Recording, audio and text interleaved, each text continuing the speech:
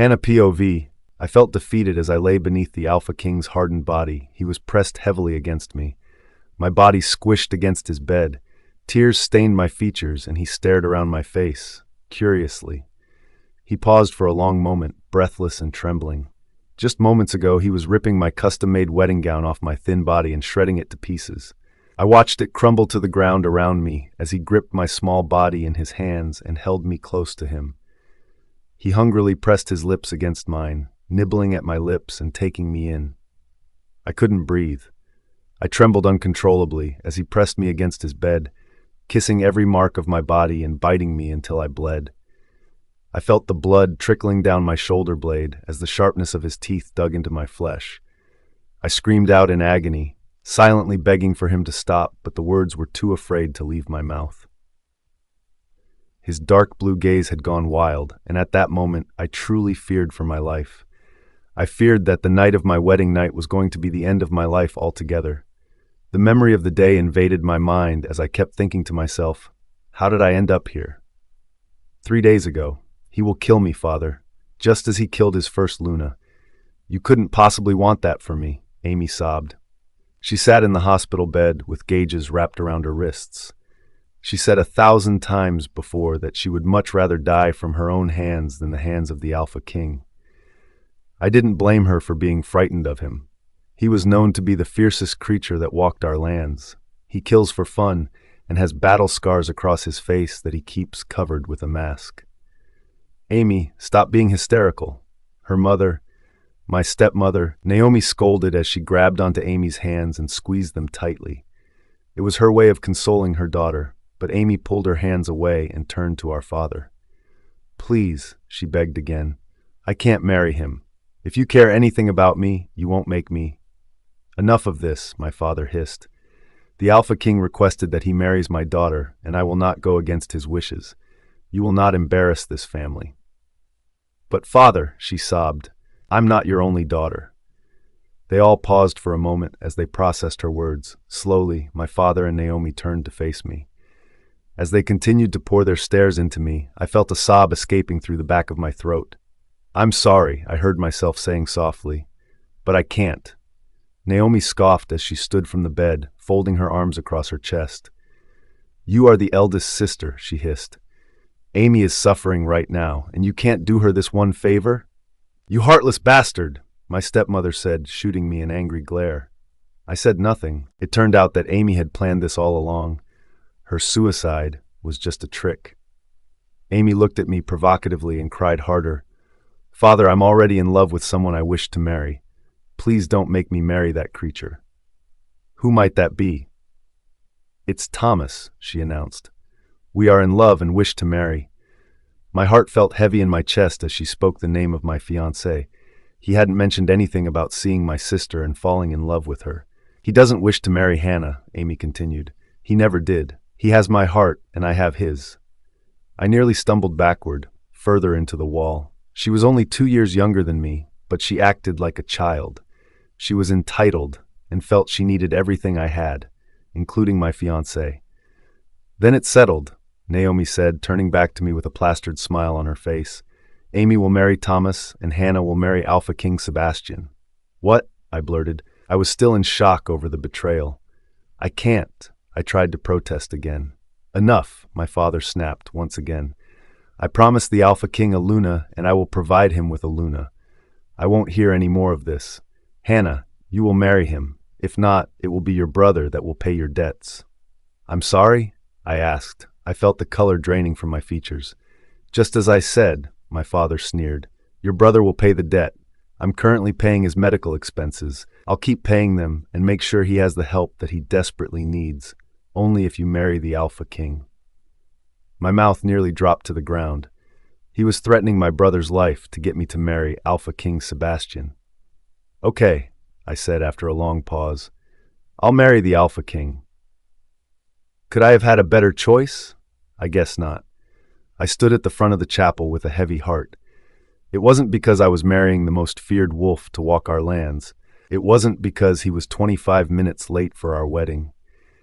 It wasn't even because I was being used as a pawn to get close to the Alpha King, my future husband's family. It was because my brother's life was at stake if I didn't go through with this wedding.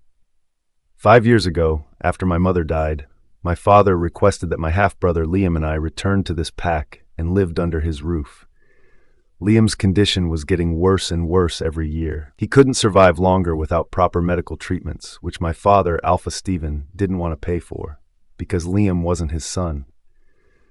Now he threatened to stop his medical care if I did not agree to marry Alpha King Sebastian. I could not let my brother die. I apologize for being late. I got held up with some work. Sebastian stood before me, tall and fierce.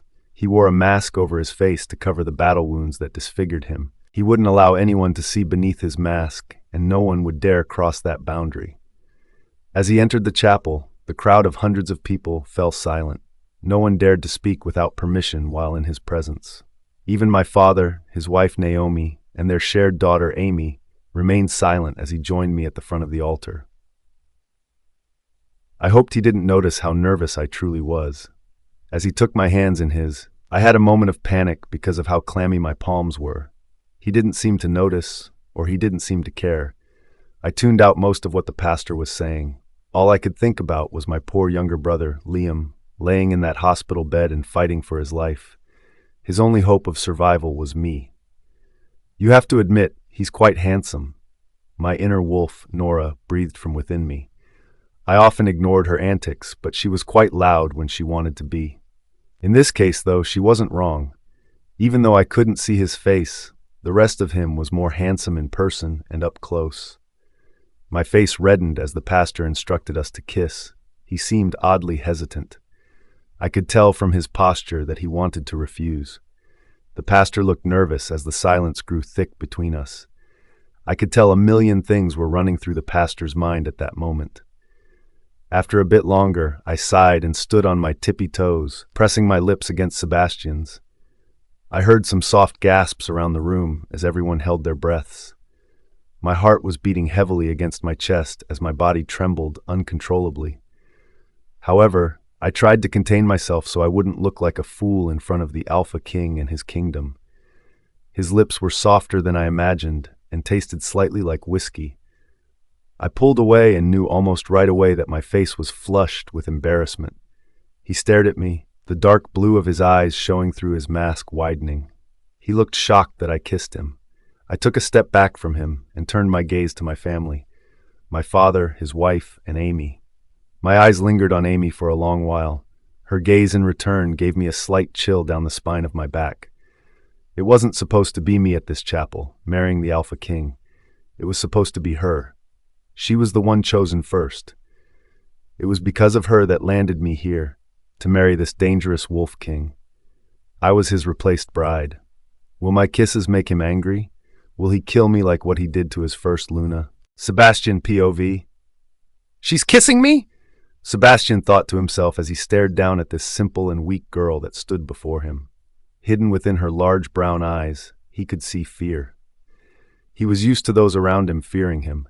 He knew what everyone thought of him, and he couldn't give a shit. They feared him because of his disfiguring. He was hideous to those around him and repulsive to women. He clenched his fists, and the fear in her eyes only grew with each passing moment. Hannah wasn't any different than the others. She saw him as a monster. He was a monster. Her lips were softly pressed against his, tasting like a rose milkshake. Although he's never tasted such a girly beverage, he knew the taste of it instantly. For once in his life, he was in shock over a woman's boldness. She was weak and small. She acted with so much fear, and yet her actions proved nothing but bravery. There was a buzzing sounded in his ears, and his heart throbbed as if a target trembled after being hit by an arrow. He deepened the kiss as though they were the only two in the room, his hands pressed against the back of her head, tightly gripping her brown strands of hair, holding her head in place as his tongue explored her mouth vigorously. Calm yourself before you injure the girl, his inner wolf Eric growled. Sebastian found himself hungry for the Omega. She tasted so sweet, and she was so delicate. It was an unfamiliar feeling that almost frightened him. Get yourself together now, Eric continued to scold. She can hardly breathe. Eric was right. Sebastian opened his eyes briefly to see Hannah struggling for breath against his mouth. Her face was flushed, and her body was firmly pressed against his hardened exterior.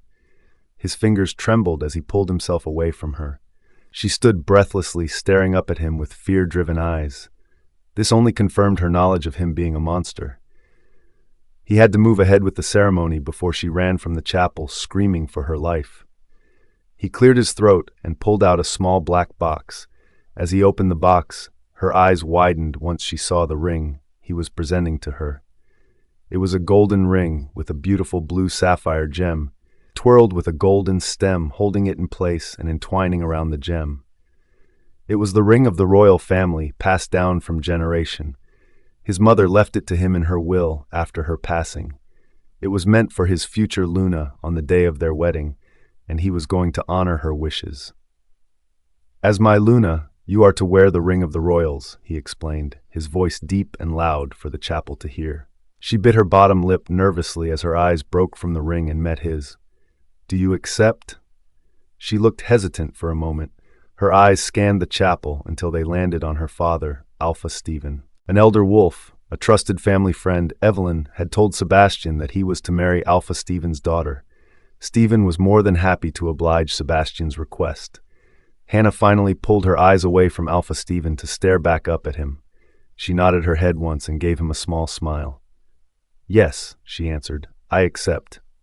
Amy, POV. The chapel was silent as they took in Hannah's appearance. Most surrounding packs in the kingdom were stuffed in the chapel.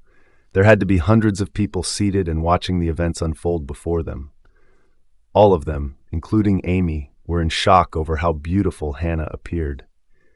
She was glowing at the front of the chapel beside the Alpha King. She wore a beautiful, custom-made white gown that was gifted to her by the royal family. As it arrived, Amy couldn't imagine Hannah wearing something of such elegance. It was almost laughable to think about. She didn't want to admit that Hannah looked stunning in that dress. It hugged her curves perfectly. The silky fabric expanded around her thin waistline and covered her feet, flowing across the floor like a blooming flower. Her features, which she rarely covered with makeup, were glowing in the natural lighting of the chapel. Her large brown eyes sparkled, despite them being filled with obvious fear of the man she was about to marry. Her long, wavy brown hair was straightened and pinned back in a silver brioche, which was also a gift from the royal family. Amy shuddered at the thought of the gifts as they arrived at their home the night before the wedding. Some of the gifts were to the family, of which even their father was shocked at the rare treasures sent to them. But some of the gifts were marked for Hannah alone. "You don't even know what this is," Amy hissed as she yanked the brioche from Hannah's delicate grip. Hannah looked shocked at the motion, but she didn't argue or try to get the brioche back. Amy didn't feel like her sister deserved such an elegant and obviously expensive gift, especially if she didn't know what it was used for in the first place. "Besides, you'll probably end up losing it," Amy sneered. "It should go to someone who can appreciate the gift for what it is." Amy began to place the brioche in her hair before it was yanked from her grip with a force. She nearly fell backward, hitting her head off the ground. "This isn't for you to take," her father hissed as he threw the brioche back at Hannah. "You had your chance to marry the Alpha King, but you refused. You chose that simple commoner man instead. You must sit with your choice." Amy pouted, but she didn't say anything in return.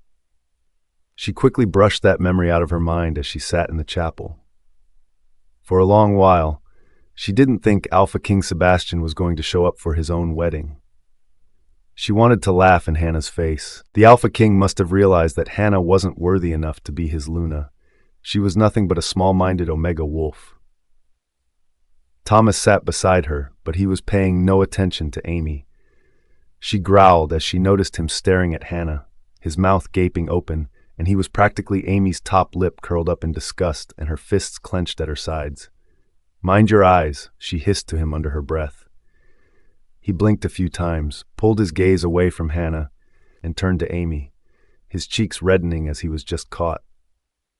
"I'm sorry, love," he murmured, giving her a sheepish smile. "I just never seen her look like this before. No one has.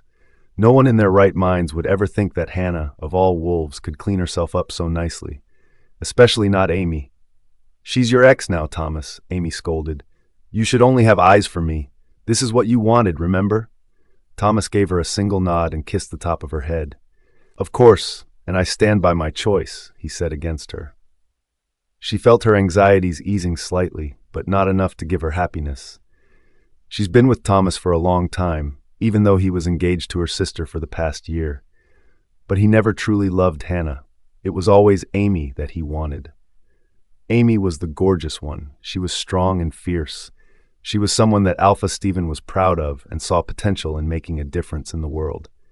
Amy knew exactly how much her life mattered to her family, and Hannah's life mattered so little. Her younger brother, Liam's, life mattered even less. He was fighting for his life in the hospital. It was pitiful. Amy turned her attention back to the front of the chapel where she noticed Hannah staring directly at her. Amy's body tensed as she glared back, her lips pressing in a thin line. Then she saw it. The ring of the royal family, Hannah POV. "Welcome to the family, Hannah." A cheerful voice came from the palace foyer as we entered the doors. I was greeted by a beautiful and tall woman. Her curly blonde hair was pulled back and out of her face. Her bright features were filled with confidence and compassion. She wore a light pink gown that lifted her breasts close to her chin, expanding around her waist and falling to the ground delicately. I never met her officially before, but I knew of her existence very well. Queen Magnolia, Alpha King Sebastian's stepmother.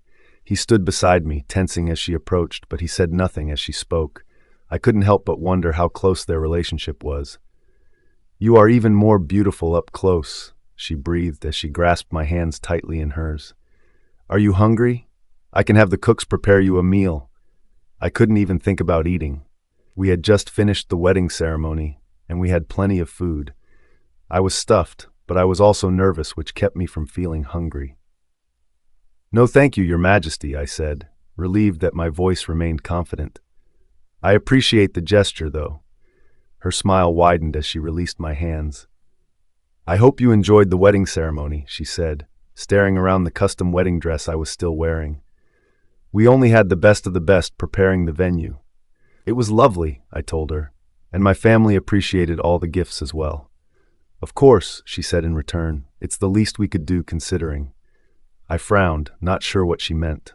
"I'm sorry?" I asked. She chuckled and glanced over at Sebastian, who was staring back at her with a hint of anger flashing through his eyes. "This is basically a shotgun wedding. You're only marrying him because he ordered it to be done," she explained. "It was a prophecy," he said through his clenched jaw. Magnolia rolled her eyes and turned back to me. "Whatever it was, I know it wasn't your choice," she said to me. "I don't blame you for not wanting to marry a man with such a reputation." I felt Sebastian tensed again from beside me. His neckline began reddening, indicating that his face behind the mask was also reddening. Was he embarrassed? I couldn't believe she could say such a cruel thing about him right in front of him like this. I wasn't sure what to say in response, but she spoke again. "Anyway, I prepared a room for you. That way you aren't forced to stay in the same room with such a cruel and hideous monster," she said, her tone still sounding pleasant, but her words sent a chill down my spine. "Someone so hideous, he can't even bother to reveal himself beyond his mask. It's quite pathetic, really," she scoffed. "Why is she being so awful to him?" my wolf Nora hissed. "That won't be necessary," I said. Finding my voice again, I draped my arm around Sebastian's, which only made him tense anymore. "As his Luna, I'd prefer to stay in his room, if that's all right, Your Majesty." I glanced up at Sebastian, so he knew I wasn't asking her, I was asking him. He cleared his throat, meeting my gaze briefly before addressing Magnolia. "Excuse us," he muttered. "Of course," Queen Magnolia said. Her smile turned plastered as we walked by her. I gave her a polite smile as I followed Sebastian through the foyer and towards the grand stairs of the palace. "She's giving me a weird vibe," Nora muttered as we grew distant from her. "Perhaps they don't have a close relationship," I suggested. I couldn't imagine Alpha King Sebastian keeping many as his close allies. "He might not be as bad as you think," Nora argued in return. "He's a dangerous man, Nora," I said back. "He kills for fun. He killed his ex-wife, I can only imagine what he's going to do with me. We reached his bedroom, and my body was trembling. Tonight was the night of the full moon, and it was said that he loses most of his control during the full moon. It was called wolf madness. His temper is what gets those around him killed. I shivered at the thought. He was gravely quiet as we entered his room. I wondered what he was thinking about. He stopped walking as he reached his bed. Keeping his head down, I could hear his breathing growing more intense. I swallowed hard as I neared him cautiously. I had to keep reminding myself that I was here to protect my brother. He was all that mattered to me. "Your Majesty?" I asked softly. He visibly flinched at the sound of my voice. I wasn't prepared for him to turn around as quickly as he did. I nearly fell backward, but his strong arms were wrapped around me tightly, holding me in place. His dark blue eyes were larger than I had ever seen them before, and they were practically black. His breathing was rapid and shaky, and he was biting onto his lip as he trembled against me. I tried to push myself out of his arms, but it only made him tighten his hold on me. Peeking through the window behind him, I saw that the moon was at the highest point in the sky, shining its rays down through the window. He revealed his teeth at me, and I knew just from looking at them that they were strong enough to bite through the strongest metal. At that moment, he only saw me as his prey. I was his next victim. I knew I wasn't going to be strong enough to fight myself against him. An alpha against an omega had no chance. "He smells so good," Nora whispered as if she was in some kind of trance. Before I could grasp what was happening, his lips were on mine. He hungrily searched my mouth with his tongue, like he wanted to eat me from the inside out. The sharpness of his teeth brushed against my bottom lip, tugging it vigorously and pulling it into his mouth. I winced as his teeth pierced through my lip, drawing blood that he lapped up instantly. My body trembled violently, and I could feel tears pouring from my eyes as I tried to maintain my breath. I felt his hands reaching around my dress, trying to find the zipper in the back. He eventually gave up on trying to unzip the dress, and the fabric began to tear apart around my body. I heard my muffled scream as his lips were still against mine, forcefully. The dress was torn to shreds. I had never worn such an elegant dress before, and it was being destroyed around my body. The lacy fabrics fell to the ground in strands around us. "I must have him," I heard Nora's husky tone in my mind. She must have been out of her mind. This wasn't what I wanted. Hannah, POV. Alpha King Sebastian pulled himself off me. He was breathing rapidly, and he was looking around the room confused. He refused to meet my eyes. I lifted my head, panting hard and trying to maintain my breath. I was shivering and tried to cover my body with his blankets. He stumbled toward his dresser and paused. His head turned, and his eyes found me. They were scarlet, matching the color of the blood that stained his sheets. He curled his lip up and stared at me like he was going to lunge in my direction again. I braced myself for the impact, shielding my face and the fear that was clear in my tear-filled eyes. But the impact never came. Instead, I heard the piercing scream of agony coming from his mouth across the room. I looked over, and I saw blood pouring from his hand. He stabbed himself with a fork that was left on his dresser. He grabbed onto his wrist and cried out in pain as he released the fork from his hand. He panted heavily, and beads of sweat formed on his forehead, but his eyes were back to being their normal blues. I sat up slowly as he made his way across the room and toward his bed. He grabbed his shirt off the bed beside me. He met my eyes for a moment. He didn't look angry. It was a gaze I didn't quite recognize, and it lingered. His eyes kept shifting from scarlet back to blue, like his wolf was trying to take over, and he was fighting the shift. He pulled his eyes from me and stormed out his bedroom door, leaving me alone in his room. The night wind poured in through the open window, and I shivered as the cold air hit my bare skin. Then I felt an unfamiliar warmth on the palms of my hands.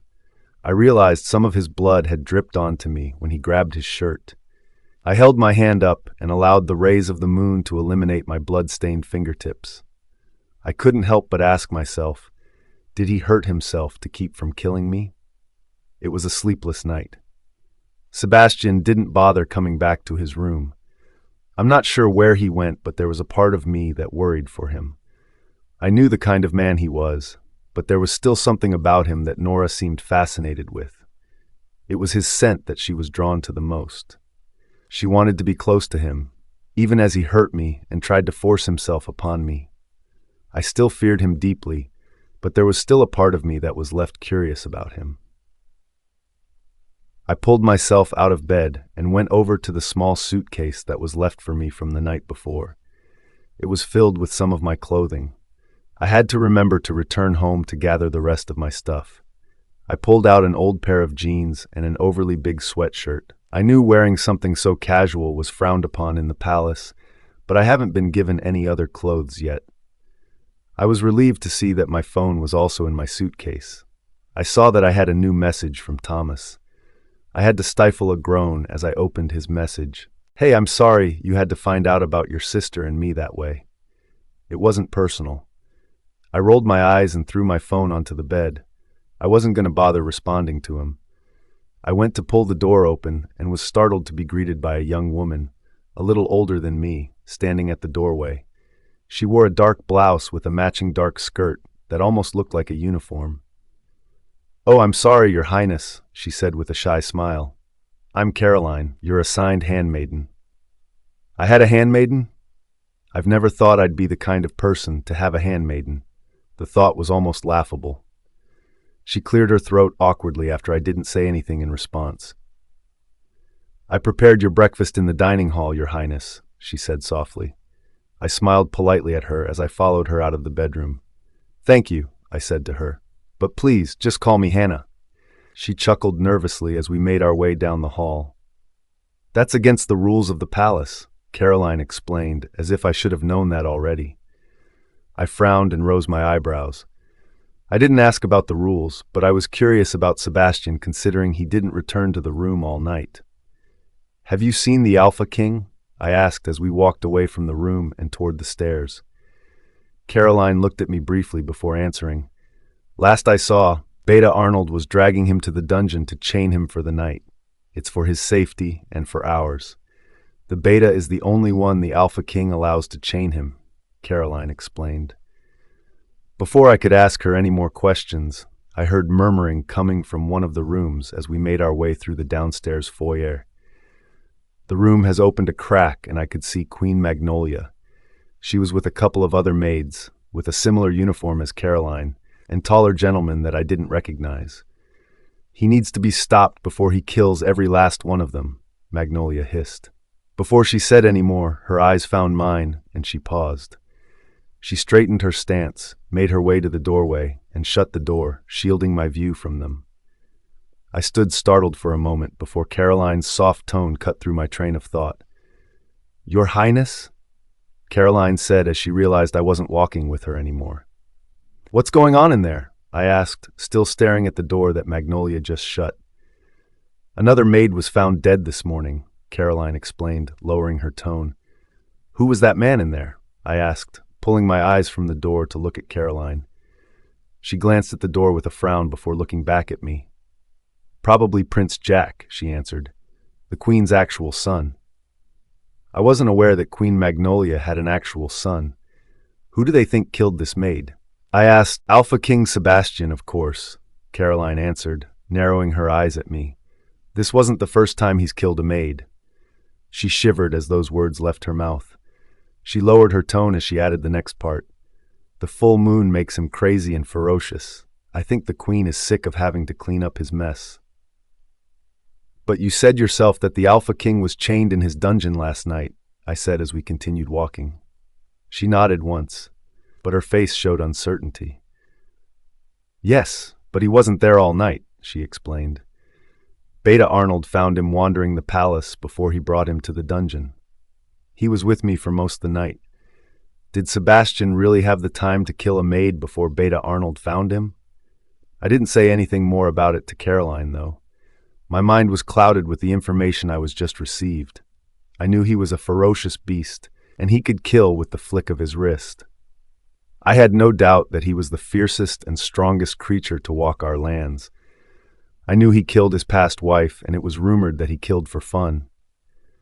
But I couldn't get the fact that he had harmed himself to stop himself from killing me out of my mind. That didn't sound like someone who killed for fun. I certainly found it difficult to believe that he would go through that pain just to leave and kill someone else. He didn't do it, Nora mimicked my thoughts. I'm not very hungry, I told Caroline softly as I stopped walking. She frowned and tilted her head to the side. Oh, she breathed. I hope I didn't say something to upset you. No, I said quickly. Not at all. Thank you for the information, Caroline. She still didn't seem sure, though, so I gave her a small smile. Honestly, I assured her, I'll eat later. Okay, she said with a small curtsy. I'll put your food away for later then. Once she was out of sight, I looked around the empty foyer and walked toward the door. I pressed my ears against the door to try and hear what they were saying. Their words were muffled together and hard to understand, but I got some parts of the conversation. He doesn't deserve to be the Alpha King. My son would make a better king than that vicious animal. Sebastian can't contain his temper, and it gets innocent maids killed. There was a pause before she continued. I just wish I could have been there to see the maid. I wasn't anywhere near the room. Another maid found her the library. They are still trying to clean the blood mess out of the carpet. Caroline appeared in the foyer once again. She stared at me with wide and confused eyes. I pulled away from the door and shuffled towards her. Where's the library? I asked. She frowned and rose her eyebrows. The other side of the palace, she answered. Why? Can you take me there? She looked hesitant for a moment, but then nodded slowly. I followed Caroline through the palace. We walked quickly and silently until we reached a set of large doors at the end of a narrow hallway. She pushed the doors open, and I made my way toward the giant red stain in the middle of the large library. Thankfully, the library was completely empty. I scanned the area quickly, trying to gather everything I could. I wondered if Sebastian had come to the library last night after he hurt himself. As I scanned the ground around a nearby table, there were a couple of broken chairs that were scattered across the ground.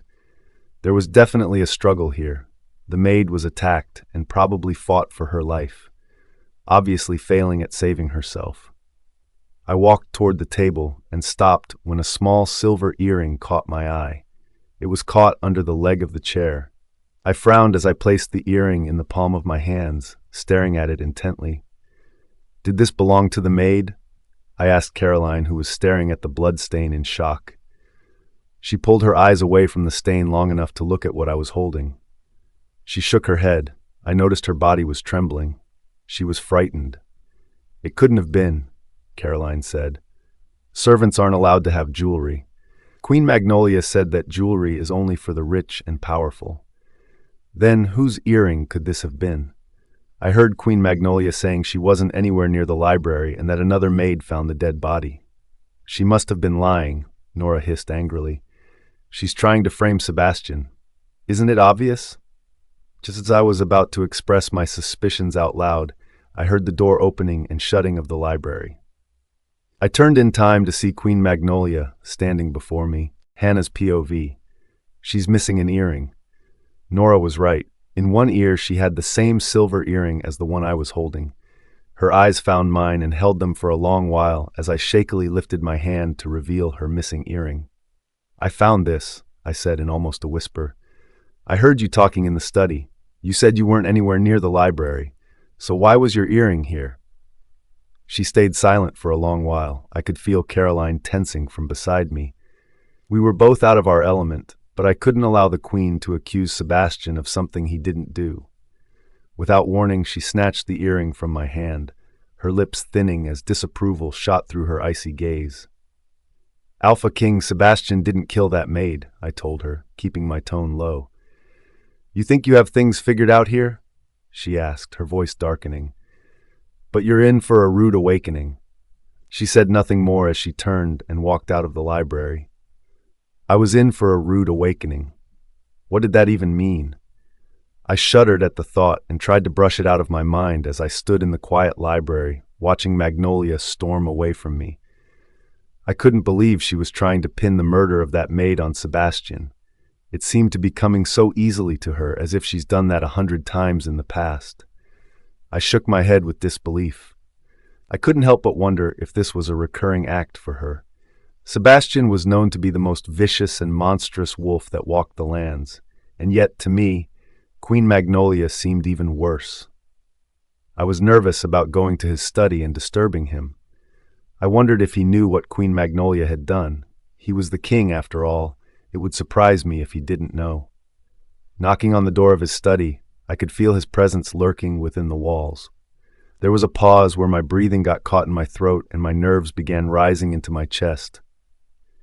He growled for me to enter, and I opened the door slightly to see him at his desk, writing something down and looking hard at work.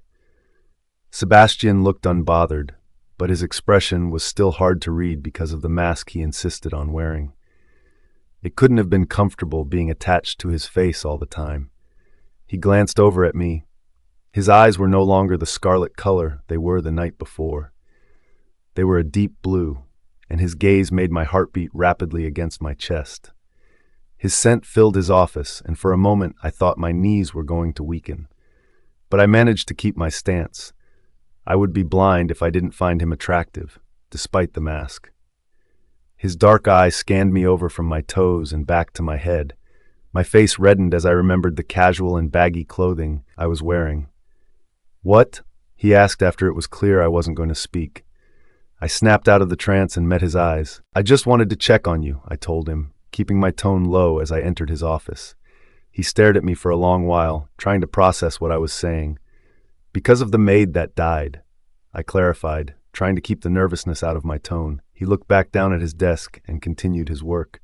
"Maids die here all the time. You get used to it," he muttered. His tone was so harsh, and I shuddered. "I see," I said slowly. The silence between us grew thick before I got the courage to speak again. "I know it wasn't you who killed her." He stopped writing to look at me, his eyes narrowing. "Oh yeah?" he asked, his voice softening and sending a warm wave through my body as my face flushed. I nodded once. "Yes," I told him. I wasn't going to clarify any more than that. I'm sure he understood his stepmother was trying to pin these murders on him. I felt a weird sensation tugging at my heart as I stared at him. I found myself wishing I knew what he was thinking and how he was feeling. "I'm going to be returning to my father's house this afternoon," I told him. "I need to gather the rest of my belongings."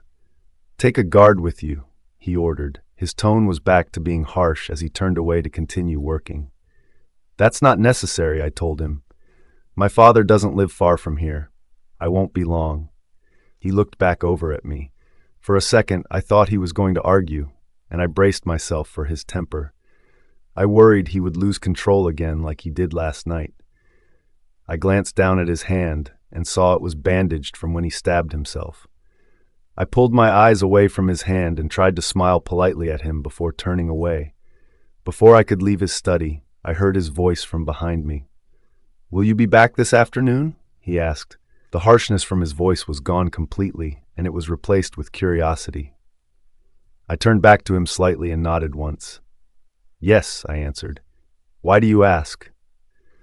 "The celebrity dinner party is tonight, and as my Luna you need to attend," he answered. My eyes widened and I stared down at my clothing once again, feeling my face heating up with embarrassment. "I don't have the clothing to attend such an event," I told him sheepishly. "That's why I need you back early this afternoon. I have a meeting before the party. On my way, I'll drop you off at the boutique," he told me. I knew right away that I didn't have a choice in the matter. I nodded once and turned towards the door once again. My breathing grew heavy as I left his study. I tried hard to not hyperventilate right then and there. I was going to a celebrity dinner party. I was going to a celebrity dinner party with the Wolf King. Well, fuck. Sebastian's POV. Sebastian stared after her. There was something about her he couldn't shake. Of course, he heard the whispering and the murmurs of the servants around the palace. He knew of the maid that turned up dead in the library. He also knew he was nowhere near the library. But he wondered how someone as simple-minded as Hannah would know such a thing as well. Surely she didn't go investigating this murder on her own. Her scent, his wolf, Eric, breathed. It still lingers. There was a deep longing that rose in him as he continued to take in her lingering scent. "You want her tonight, and you can't wait," Eric laughed. "You never wanted a woman so badly." Sebastian took a deep breath, trying to restrain the hot flow that surged through his abdomen. Sebastian's POV. Just curious? Just curious. He took a sip of water and pushed down the heat coming from his lower abdomen. Sebastian, you can control yourself. Arnold, come in here for a second. He called his beta wolf into the study via mind link. Beta Arnold was the only other wolf he truly trusted. Arnold arrived shortly after being called. Nobody kept the Wolf King waiting for fear of what he might do. Even if Arnold was a trusted beta that worked closely with Sebastian, he wasn't stupid enough to keep him waiting. I can't help but be suspicious about my new Luna, Sebastian admitted, meeting Arnold's obeying yet curious eyes. I need you to investigate her. Naomi's POV. Now that we are family, I think it's only fair that we ask for a small share of your assets, Naomi said into the phone, clutching it eagerly as she waited for a response on the other end. Is that so? Queen Magnolia said after a short pause. We are the Luna Queen's family, Naomi said. Which means we are your family. We don't have much money. I thought Hannah would have told you this already. She failed to mention it, Queen Magnolia responded, her tone sounding disinterested. However, she didn't sound too upset that Naomi had called her out of the blue. She had mentioned that she's been wanting to talk to Naomi and get to know her a little better. Considering she was Hannah's stepmother. Stepmother to stepmother, I think we can make quite a beautiful team, Naomi breathed. Queen Magnolia gave an icy laugh, but she didn't deny what Naomi was saying was true. Naomi smiled as Magnolia agreed to send her a check, but they also agreed to never breathe a word of this to either Sebastian or Hannah. It would be their little secret, and if all goes to plan, Naomi was going to run the royal family dry of their money. Hannah's POV. I don't understand. You want me to what? I asked, staring at my father with the utmost disgust on my face. I stood in his living room with my bags beside me on the ground, ready to leave for good. I had to admit that it was difficult leaving my old room, the one I once shared with Liam before he was sent to the hospital by my father and his wife, Naomi. You think just because you married the Wolf King, you are in the clear? My father said, narrowing his eyes at me. You aren't even close to being done here. What more do you want from me? I asked, trying to keep the tears from welling up in my eyes. Money, Naomi answered for him, folding her arms across her chest. We want money. I stared between the two of them, dumbfounded. Sebastian and I had just gotten married, and they were already requesting money from the royal family. I couldn't believe they could be this shallow. If you want to see your brother again, you will do what we ask, my father said, his tone darkening. My body shook uncontrollably as fury boiled through me. I couldn't lose my temper, though. I had to try to keep myself calm for my brother's sake. I kept reminding myself that I was doing this for Liam. I had to see him again. He was being kept from me, and it wasn't fair. We just married, I told them, my voice coming out as a whisper. It wouldn't look right if I... Don't be such a selfish bitch, Naomi hissed, curling her lip up at me in disgust as she spoke. You're his Luna, and you are doing this for your family. What's his is yours, and what's yours is ours. I swallowed hard, but I didn't argue. I lifted my bags off the ground and held them close to me as I nodded. I had no more arguments left in me. I reluctantly agreed and hurried out of the house. My meeting is only up the street, and it shouldn't be long. Louis will return to you with the car once he drops me off, Sebastian said as we pulled up to the boutique in King City. The driver, Louis, nodded to me, and I gave him a small smile to thank him. I stared over at the boutique, nervously. I had never entered such an elegant store before. My mother and I rarely came to the city because of how expensive everything was. Plus, she never liked crowded areas. So we stayed in our small rogue town and kept to ourselves with Liam. Sebastian gave me his credit card before I left the car. I felt awkward holding onto his card. I never used a credit card before, and I wasn't sure how it worked. I slipped it into my pocket and waved to them as they drove off, leaving me on the busy streets alone in front of the boutique. I took in a deep breath and entered the store. I instantly smelled perfume from the perfume section across the store. The ground was made up of marble, and my feet made a sound as I entered the boutique. The entire store was lit up with bright lights that nearly blinded me. I blinked a few times, trying to adjust my eyes to the scenery. I scanned the store, eyeing all the elegant clothing that I would have never been able to afford before. Older women were going through the aisles and trying on the clothing like they have done this a million times before. I felt so out of place. I went towards one of the aisles, but an unfamiliar presence made me pause. I stared up at this tall and thin woman. She had her hands on her perfectly curved hips, and she was tilting her body to the side as she stared at me. She narrowed her eyes at me, and her lips were pressed into a thinned-out line across her narrow and gorgeous face. "What the hell do you think you are doing?" she asked, her tone making me shiver uncontrollably. I stammered. I wanted to explain to her that I was there per orders of the Wolf King, but I couldn't get the words out of my mouth. "Can't you read?" she barked. "Oh wait, you are an Omega. Of course you can't read." She rolled her eyes as she said that last part. "No Omegas allowed in my store." "I'm sorry?" I asked, trying to keep my tone even. "This store is for alphas and betas only. Wolves like you belong in a thrift store. Look at your disgusting clothing. You make me sick just looking at you." "Look, I tried to say, but she rose her hand to silence me. "I don't care what you have to say," she said, folding her arms across her chest. "You need to leave my store before I get security to remove you. I won't have you contaminating my boutique with your Omega stench." The look on her face showed such disgust. My heart fell into my stomach. I looked around at all the eyes that were looking in our direction. I could hear the snickering and the chuckling of those around me. My face heated up with such embarrassment. It took everything I had not to turn away and run from the store. "I apologize," I tried to say again, but her scoff was so loud it silenced me. "Shut the fuck up, Omega," she barked, fury flashing through her dark gaze. "Get the hell out of my store!" She jabbed her long and manicured fingernail into my chest, making me stumble backward. Who the hell dares to speak to my Luna with such disrespect? A familiar haze fell over me, and I could feel Nora's tension easing. The woman stared at me with her eyes glossed over as she froze for a moment. She eventually pulled her gaze from me and looked over my head to the man that stood behind me, draping a protective arm around my shoulder and pulling me away from her. "Hey, Alpha King?" she breathed. Hannah's POV.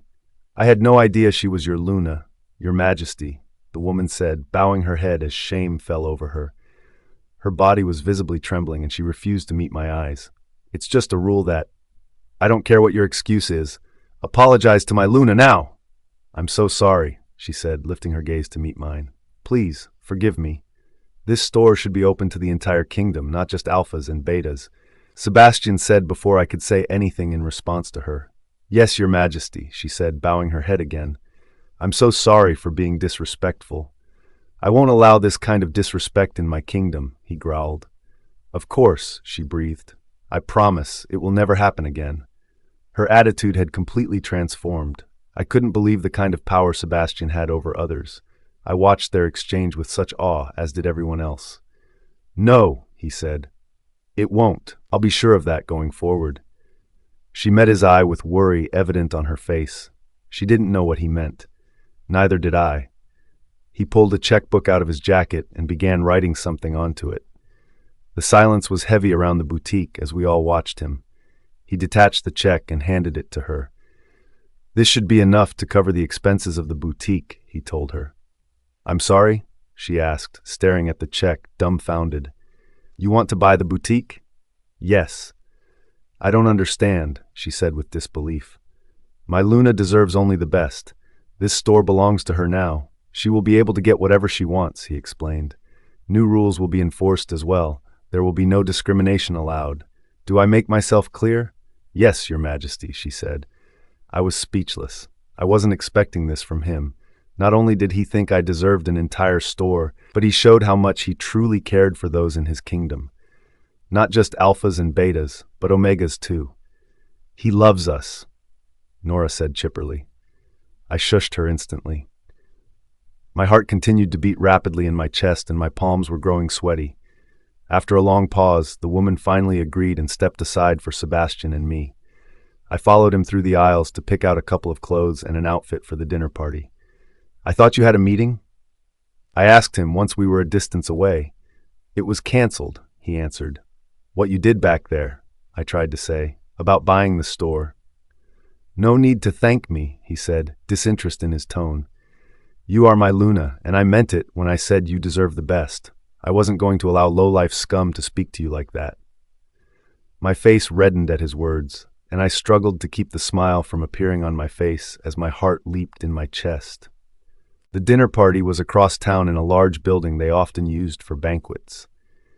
It was filled with many unfamiliar faces from the most important wolves in the kingdom. I wore a maroon noodle-strap dress and stood by Sebastian as we walked through the room. I could smell the food baking in the kitchen, which wasn't quite ready yet.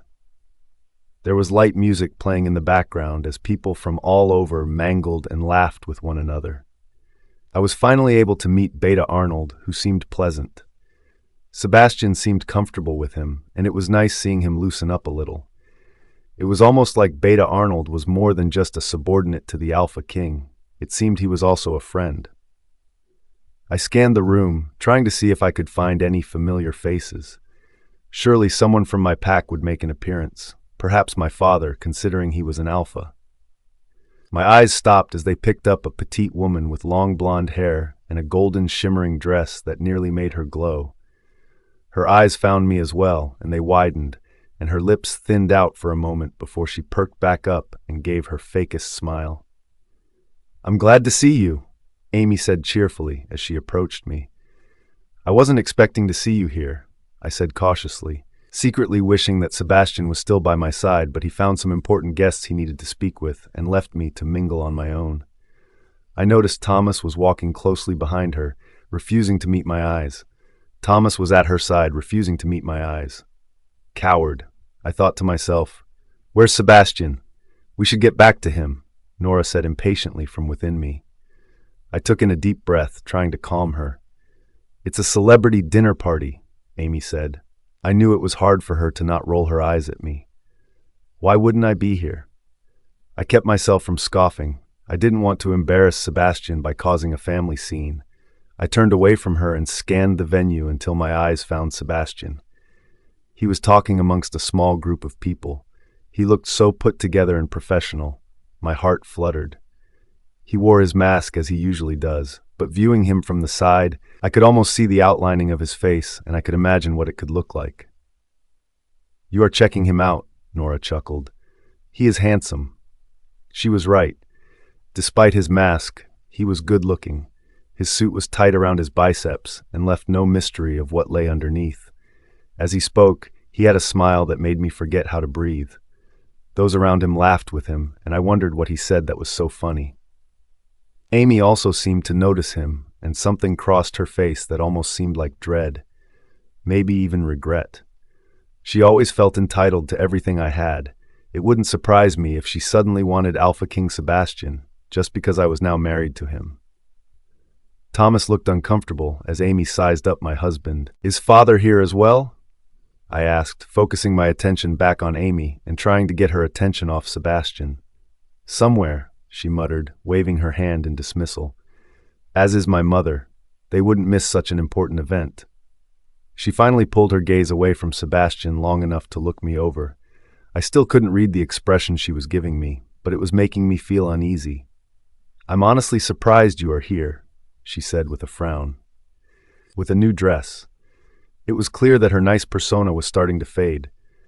"Well, I am now the Luna Queen," I said, trying to keep the bitterness out of my tone. Figured it was time for a new wardrobe. After a long pause, I said, "Excuse me, I'm going to find the ladies' room." "I'll come with you," Amy said, following closely behind me, leaving Thomas to fend for himself. "We have so much to catch up on anyway," she said loudly with a laugh. As we got into the bathroom, Amy instantly walked over to the mirror and started fixing her already perfect blonde hair. I went into the bathroom stall to sit on the toilet when she started speaking. "I feel almost sorry for you," Amy said. There was bitterness oozing from her tone. I knew she couldn't keep up the nice act for long. I didn't say anything in response, though. I wasn't sure what to say.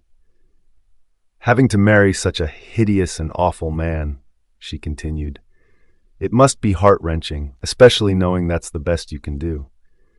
Nora was impatient with her and itching to be released.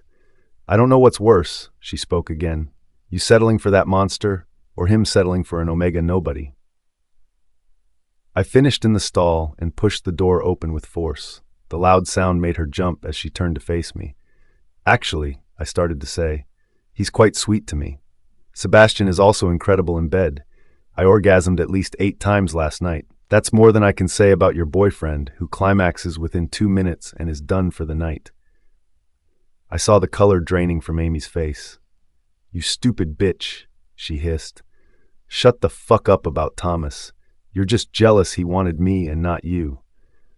How can I be jealous of a man who is as small as a pencil? It's foolish to compare that to Sebastian's anaconda. I paused for a moment as I washed my hands. But perhaps you have a preference for small pencils. Amy's face reddened as fury flashed through her eyes. Nora was loving this and laughing within me. Typically, I would ignore Amy's antics and put up with her bullshit, but I was done being her rag doll and being spoken to in such an ill manner. You fucking bitch, Amy hissed again as she stepped toward me, stretching her arm in the air in a quick motion. She was about to slap me. A dark shadow appeared, grabbed my arm, and pushed me toward the ground. It was one of Sebastian's bodyguards. Sebastian must have seen me disappearing toward the bathroom and sent him in after me.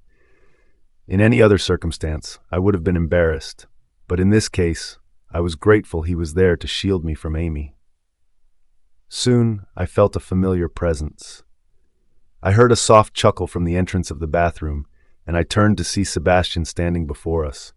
He was staring down at me and shaking his head in dismay, but that smirk was unmistakable. You like my bed skills that much? Hannah's POV. I should go, Amy stammered nervously as she brushed past us and exited the bathroom at a quick pace. I felt my face heating up as Sebastian continued to stare at me, amusement clear in his eyes. I can explain, I said softly, humiliated that he caught me speaking of his bed skills. A low laugh erupted from his throat as he made his way closer to me. What was he doing in the girl's room anyway? Before I could open my mouth to ask, his hand was pressed against the wall behind me and his firm body was pressing against mine, pinning me to the wall. What other skills of mine do you like? He asked, his voice husky. My breathing was caught in my throat. What was he asking me right now? Was he being serious? He smells so good, Nora whispered, mesmerized by his nearness. You want to kiss him, don't you? We can't, I said to her, but she was right. His scent was so intoxicating and empowering. I wanted to press myself against him and feel the tenderness of his lips against mine. Oh, but we can, she whispered in return. Sebastian was staring at my lips like he could read my thoughts. Soon he was kissing me. The softness of his mouth only grew more intense, and I could taste his saliva mixing into my mouth. He tasted so sweet, and it was comforting. My heart pounded against my chest rapidly, and my body trembled against his. Nora felt so calm and happy at that moment. I just wanted to melt into him. His tongue traced my bottom lip hungrily. Nora was quietly begging him for more, pleading with him to not stop, but he pulled away, leaving my wolf crying.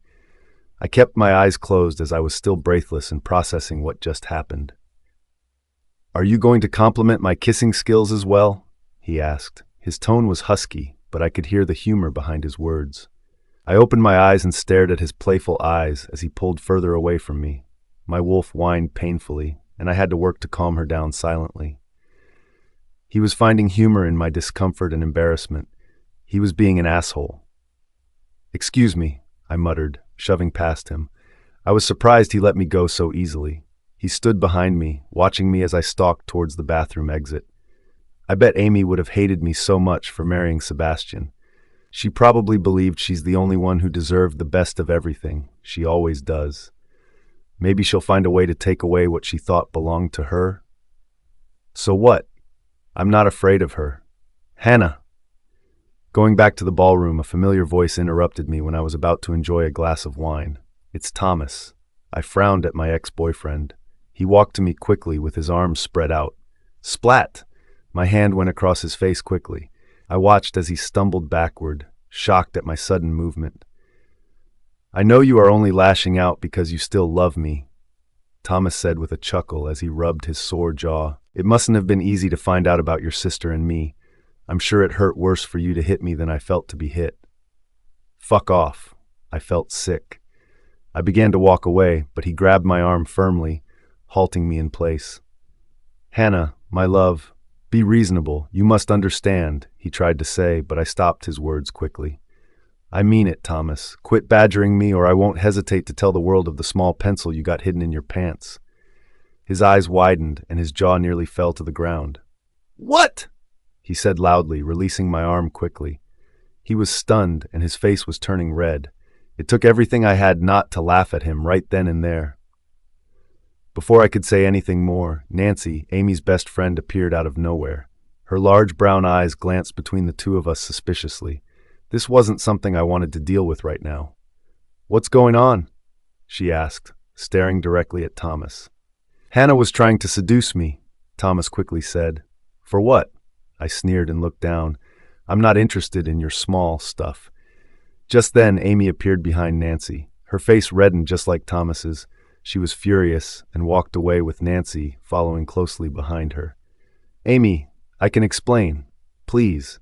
Thomas chased Amy pathetically like a puppy dog chasing a bone. I was relieved to return to the palace. It didn't quite feel like home yet, but then again, nowhere felt like home. I haven't had a home in a very long time, not since my mother died and my brother was taken away from me to live in a hospital. I haven't been able to see him because the doctors have strict orders not to let me into his room. Those orders have been made by my father and stepmother. They were doing this to punish me and to keep me on their tight string. Nora was eager to be alone with Sebastian. I flushed at the thought of the last time we were in his room alone together. He tried to force himself upon me, and I thought he was going to kill me. You know, a lot of women die when they are around me, Sebastian surprised me by saying while he loosened his tie.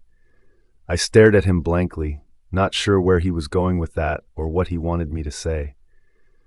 Most women I'm with can't stand to be around me for more than 3 months. The ones that are here for that long die, he continued speaking.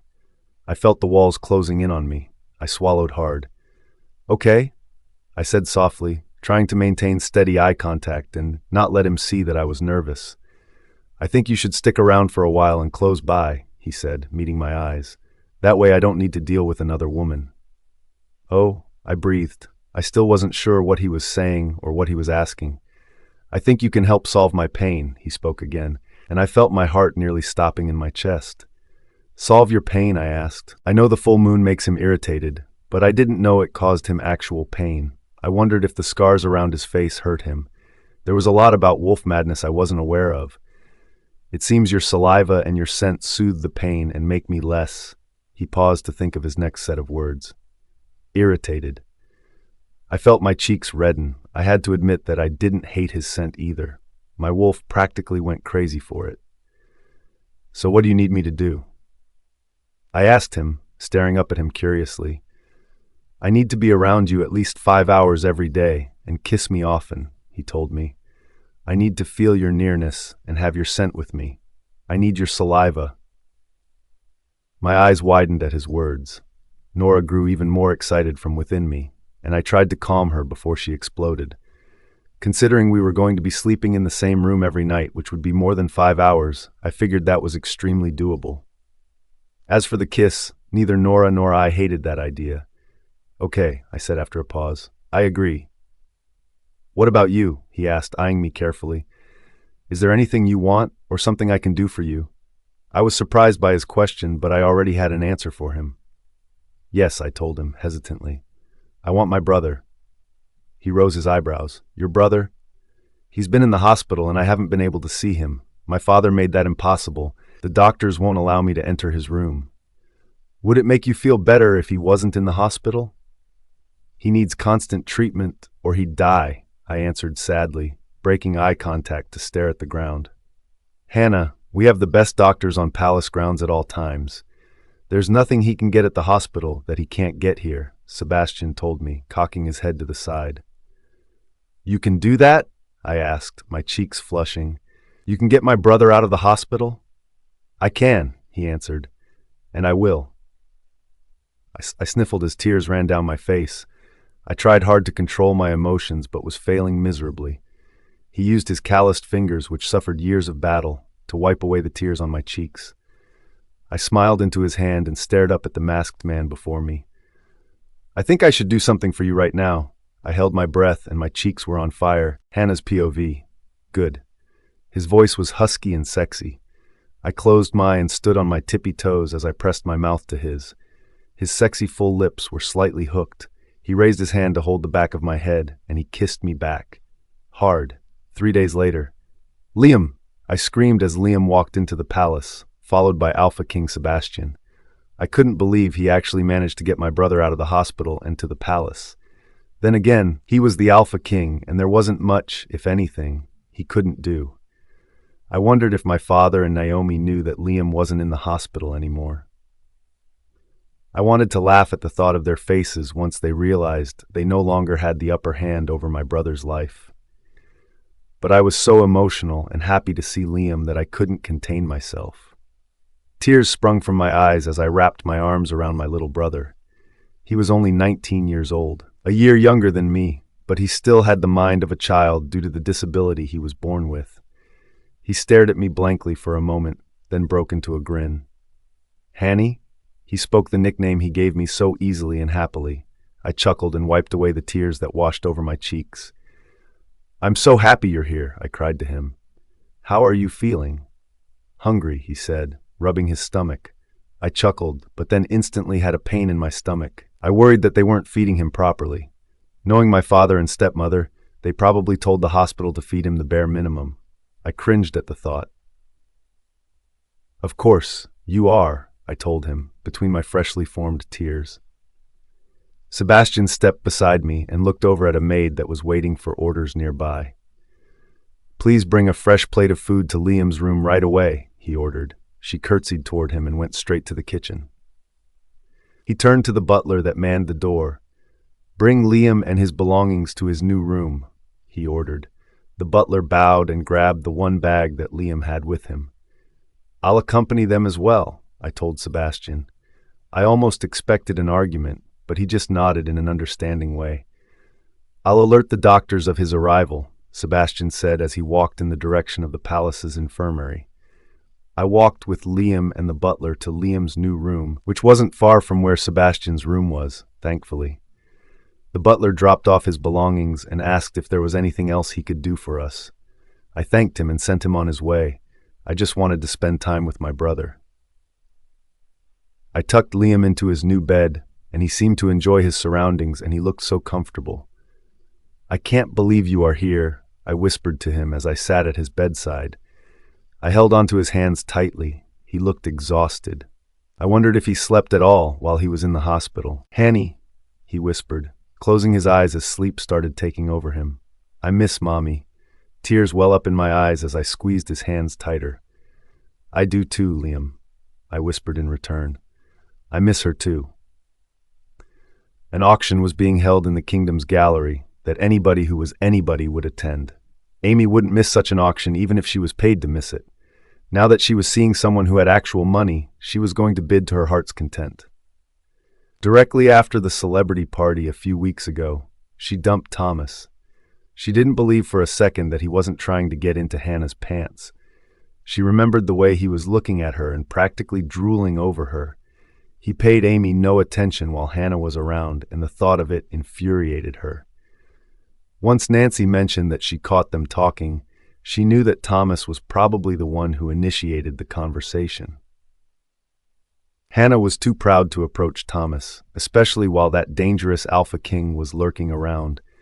If he caught Hannah flirting with her ex-fiancé, he would have killed her on the spot. She wasn't that stupid. Then again, she was stupid enough to marry the Alpha King in the first place, just because she didn't want her brother to die. Pathetic, Amy thought to herself. The thought of Thomas was almost irrelevant now, though. She met someone new, a few days ago, who is the most promising suitor for her. He's not only extremely handsome and good in bed, but he also is extremely wealthy. Lucas stood beside her as the auction began, and she could hardly take her eyes off his broad structure and chiseled features. She felt like Thomas when he drooled over Hannah. She was drooling over Lucas. His face remained expressionless, though, as he watched the bid unfold around him. Amy saw Hannah standing beside the Alpha King across the gallery. She was staring at something on the bidding table. It was a red ruby bracelet with diamonds between each ruby. Amy loved red rubies, and she knew that Hannah shared her love for rubies as well. She knew Hannah was going to bid for that bracelet. 2 million, she heard Hannah's voice through the crowd. Most of the crowd silenced. Amy felt red in the face. 5 million, Amy shouted, stepping forward. Lucas tensed from beside her, but Amy paid him no attention. It's not like he didn't have the money. Hannah caught her eyes, narrowing them. 10 million, Hannah said loudly. 20 million, Amy shouted, her jaw tightening. 25 million, Hannah said with a smirk. 32 million, Amy said through her clenched teeth. The crowd gasped, and the auctioneer silenced everyone. That's the total value of the bracelet, he explained to her. Is that your final bid? Yes, Amy said quickly. All right, the red ruby and diamond bracelet goes to this young lady with the bid of $32 million. Amy smirked at Hannah, who was no longer paying her any attention. Instead, she was looking at her phone with a small smile on her face. She turned away to take a phone call. Lucas grabbed onto Amy's arm with force. She was startled by his strength toward her, as he pulled her through the crowd and toward the back corner where there were limited people. What the fuck is wrong with you? Lucas hissed as he threw her into the corner. We've only been together for a few days, and you are already wasting away my money. Lucas, she tried to explain, but before she could utter another word, his hand went across her face. Splat! I returned from my phone call, and I wanted to laugh with joy. The bracelet I bid on against my sister was a bracelet that I had designed myself. Because of that, a portion of Amy's money goes to me. I couldn't believe my plan worked. I wasn't the type of person who would scheme something like that against her, but she deserved it. I knew she would have her eyes on it if I expressed my interest in it as well. She couldn't resist beating me in something, but the joke's on her because she fell into my trap, and I beat her without her even knowing about it. I scanned the auction to try to get a glimpse of her smug face, but I couldn't find her. I wondered where she disappeared to. It didn't matter. I turned away from the crowd to face the front of the auction. The next auction was a sapphire necklace with a sterling silver chain and small diamonds outlining the sapphire gem. My eyes widened, and my breathing got caught in my throat. It was gorgeous, one of the most beautiful necklaces I had ever seen. I must have made some kind of sound because Sebastian was staring at me curiously. "Do you like that necklace?" he asked. He had a smile that I didn't recognize, and I couldn't tell if he was mocking me or not. "It's beautiful," I admitted. I pulled my eyes from him to stare at the necklace again. Sebastian stepped forward before anyone had the chance to bid. 55 million, Sebastian shouted through the crowd. Everybody was shocked, including me. There were gasps from almost everyone in the auction as they stared up at Sebastian, who towered over them. My mouth nearly dropped to the ground as I stared up at him. "Sold," the auctioneer said without hesitation. I heard murmurs going through the crowd, everyone fixated on Sebastian. They were whispering amongst one another that he seemed to be doted to his new Luna. I felt my cheeks redden at their mention of me and how Sebastian must really love me. It made me smile, however. Part of me couldn't help but wonder how long I could live by the side of the tyrannical and cruel Wolf King. I thought of his behavior during this past full moon. Would the next one be the time of my death? Sebastian's POV. "It's so beautiful," Hannah breathed as Sebastian stood behind her, putting the necklace around her neck. Her cheeks were red as she turned to face him. "I'm afraid I can't take this." He stared around her serious and worried face with a frown. It was an antique necklace with a history of 500 years. She should be honored to have such a rare or gorgeous artifact. "I'm afraid I'll only ruin it," she admitted sheepishly, staring down at her feet. "Try taking it off if you dare," he threatened coldly. The car they rode in to get there was waiting for them as they left the auction. Louis stood outside of the car with the doors open already. Sebastian allowed Hannah to enter the car first before he slid in beside her.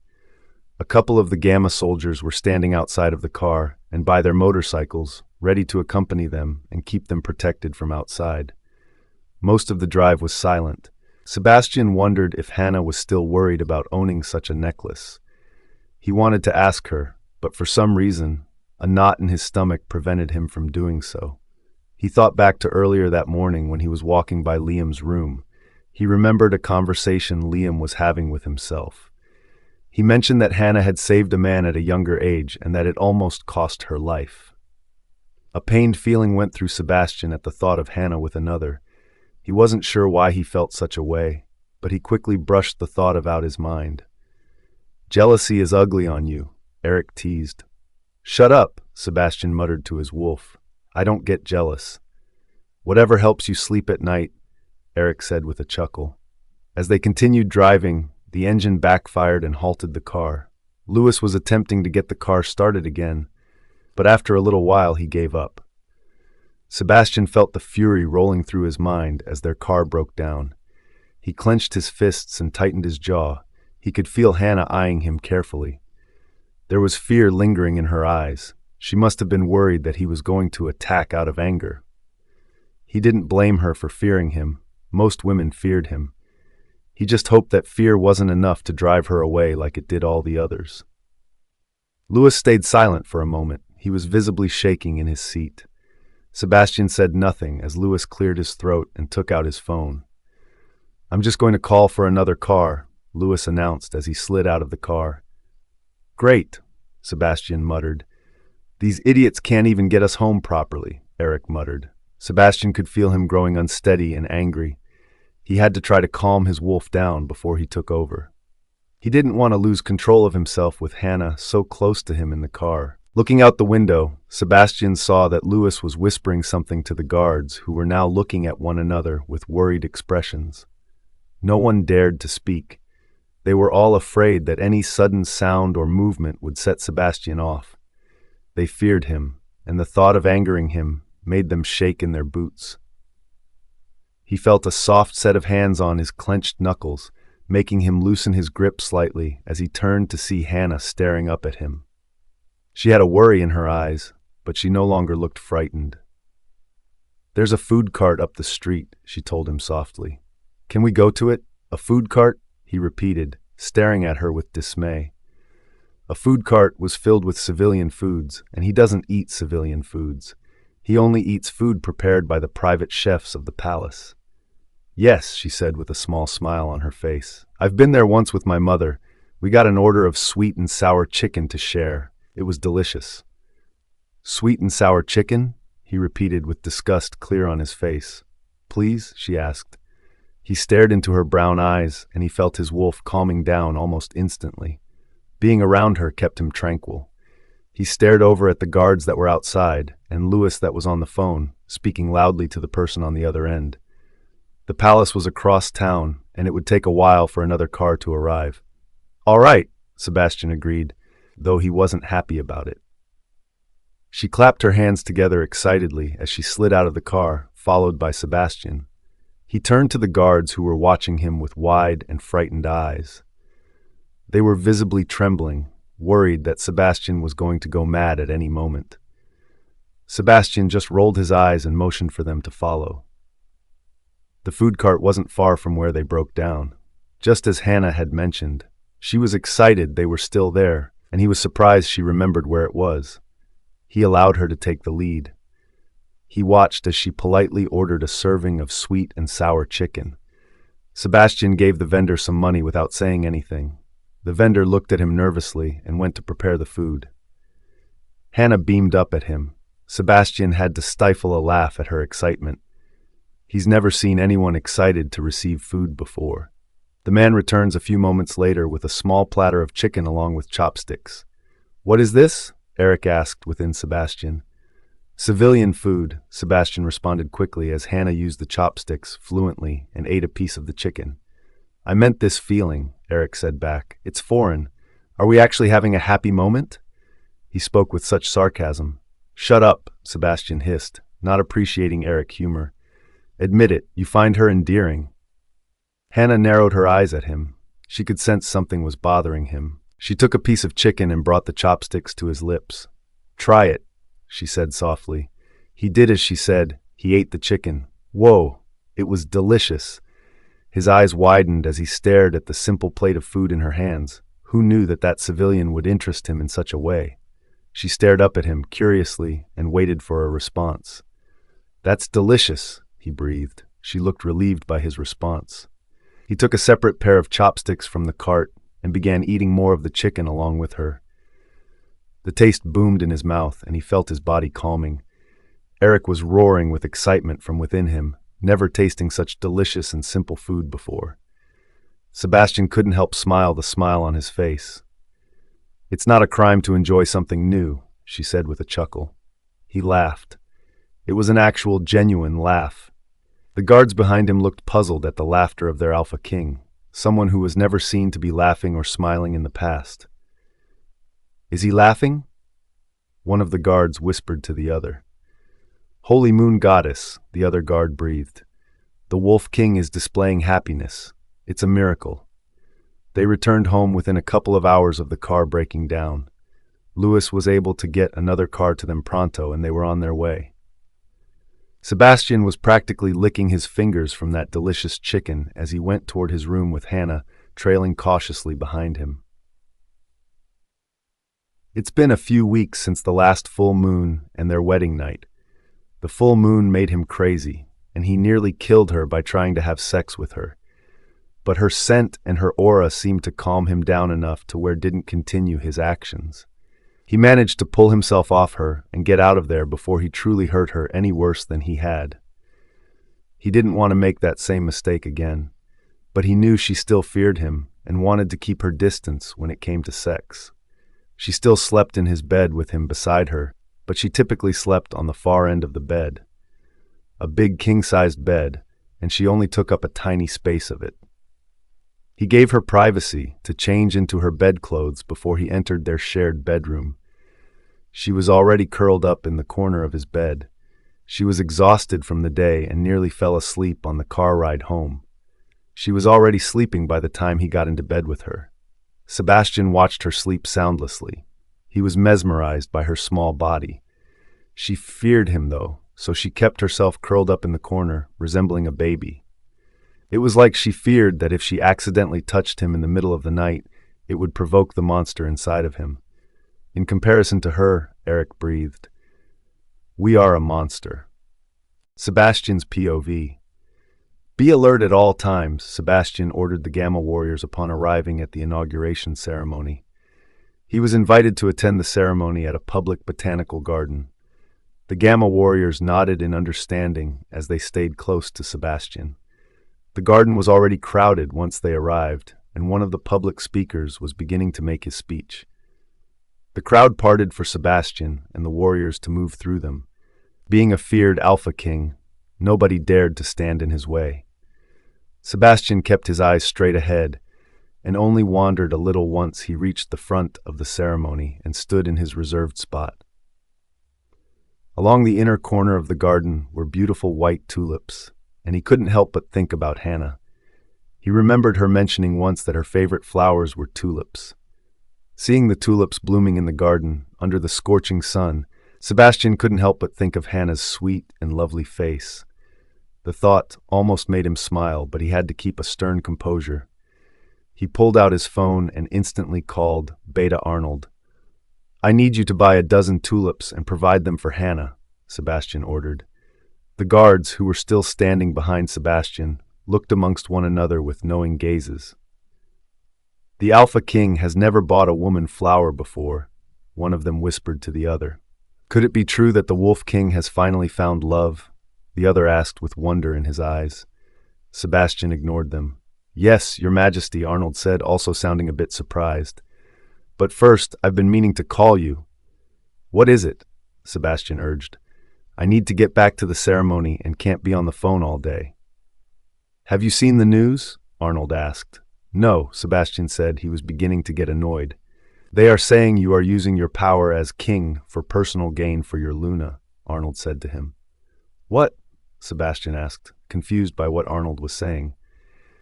"The internal affair official in the White House made a statement saying that you have been quite indulgent towards your new Luna since you've been married. Word has gotten out about the necklace at the auction. I hear she was also bidding high numbers as well, Arnold explained. He was going to investigate more into it, but he resigned very suddenly. That makes no sense, Sebastian barked. How did this happen? Eric barked. Sebastian was worried he was about to lose control at any moment. He startled those around him with his uproar. Even the one making a speech seemed taken aback by the interruption. Sebastian cleared his throat and removed himself from the scenery to take his phone call in private. The guards followed quickly and closely behind him as he found a more secluded area in the gardens. There's more, Arnold said cautiously. Sebastian had to focus on his breathing, so he said nothing, but he waited for Arnold to continue. I did as you asked and looked more into your new Luna. And, Sebastian urged, with the irritation only growing stronger. It seems she asked your stepmother for money and special favors for her family, Arnold told him. Sebastian's face darkened in an instant. Fury flashed through him. His inner wolf was infuriated and wanted to break out of his body. He clenched his fists and tried hard to contain his temper and keep his wolf at bay. So that must be the reason for her affection towards him. She was using him for her own gain. Could she be that cruel? He almost fell for it as well. She almost had him exactly where she wanted him. But he wasn't going to be a fool by a small omega wolf. Tulips? My eyes widened as Beta Arnold approached me with a beautiful bouquet of white tulips. They were my favorite flowers. They practically lit up the room, and I couldn't help but beam as Arnold handed them over to me. For me? I asked, confused. From the Wolf King, Arnold explained. There was something on his face that I couldn't read. I haven't had many encounters with Arnold, but I could tell something was wrong. Is everything all right? I found myself asking. He looked taken aback by my question, but he nodded slowly. Yes, Your Highness, he said. You can call me Hannah, I told him, raising his eyebrows. It still felt weird for them to call me Your Highness.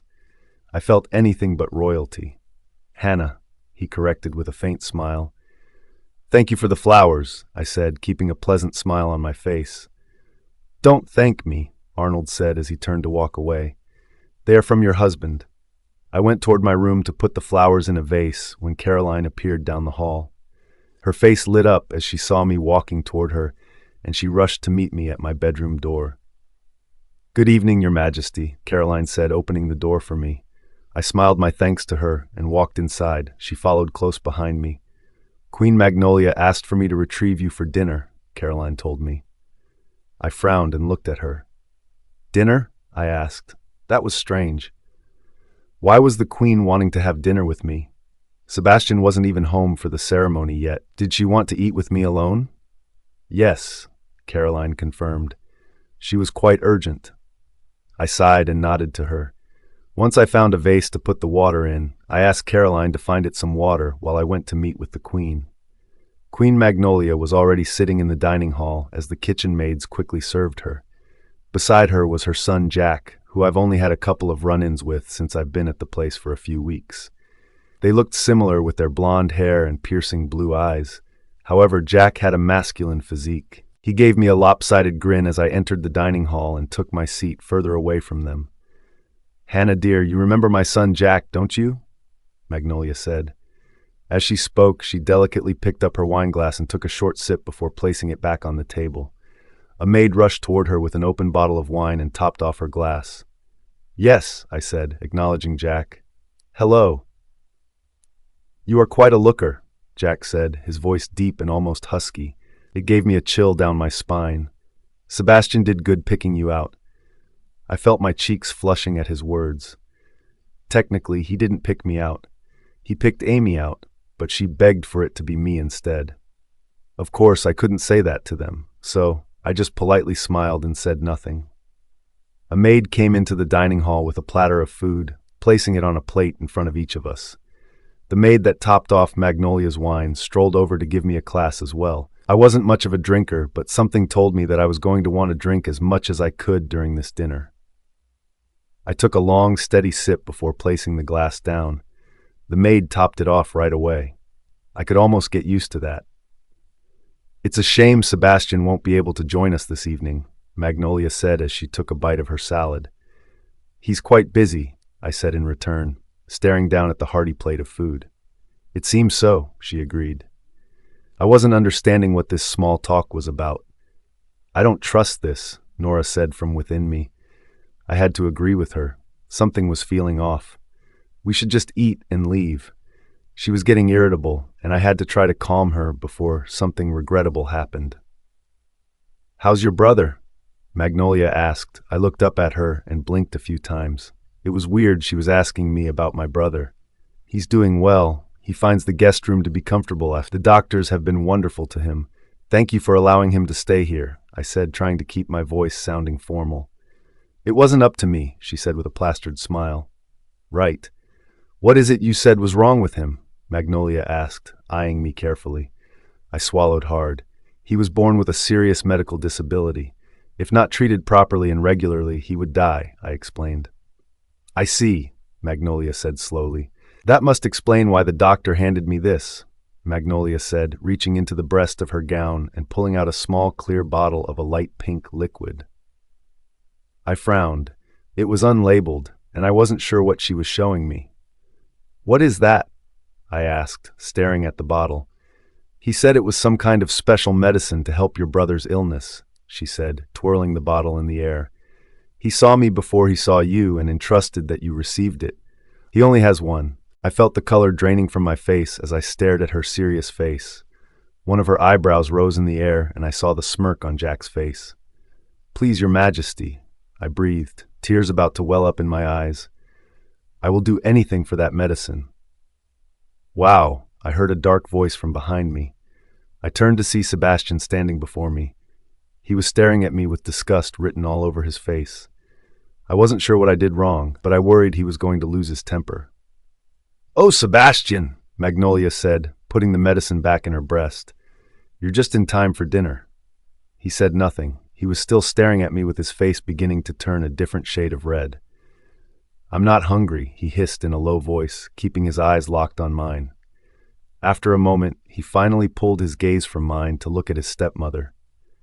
"I already ate," he said, his tone sounding calmer.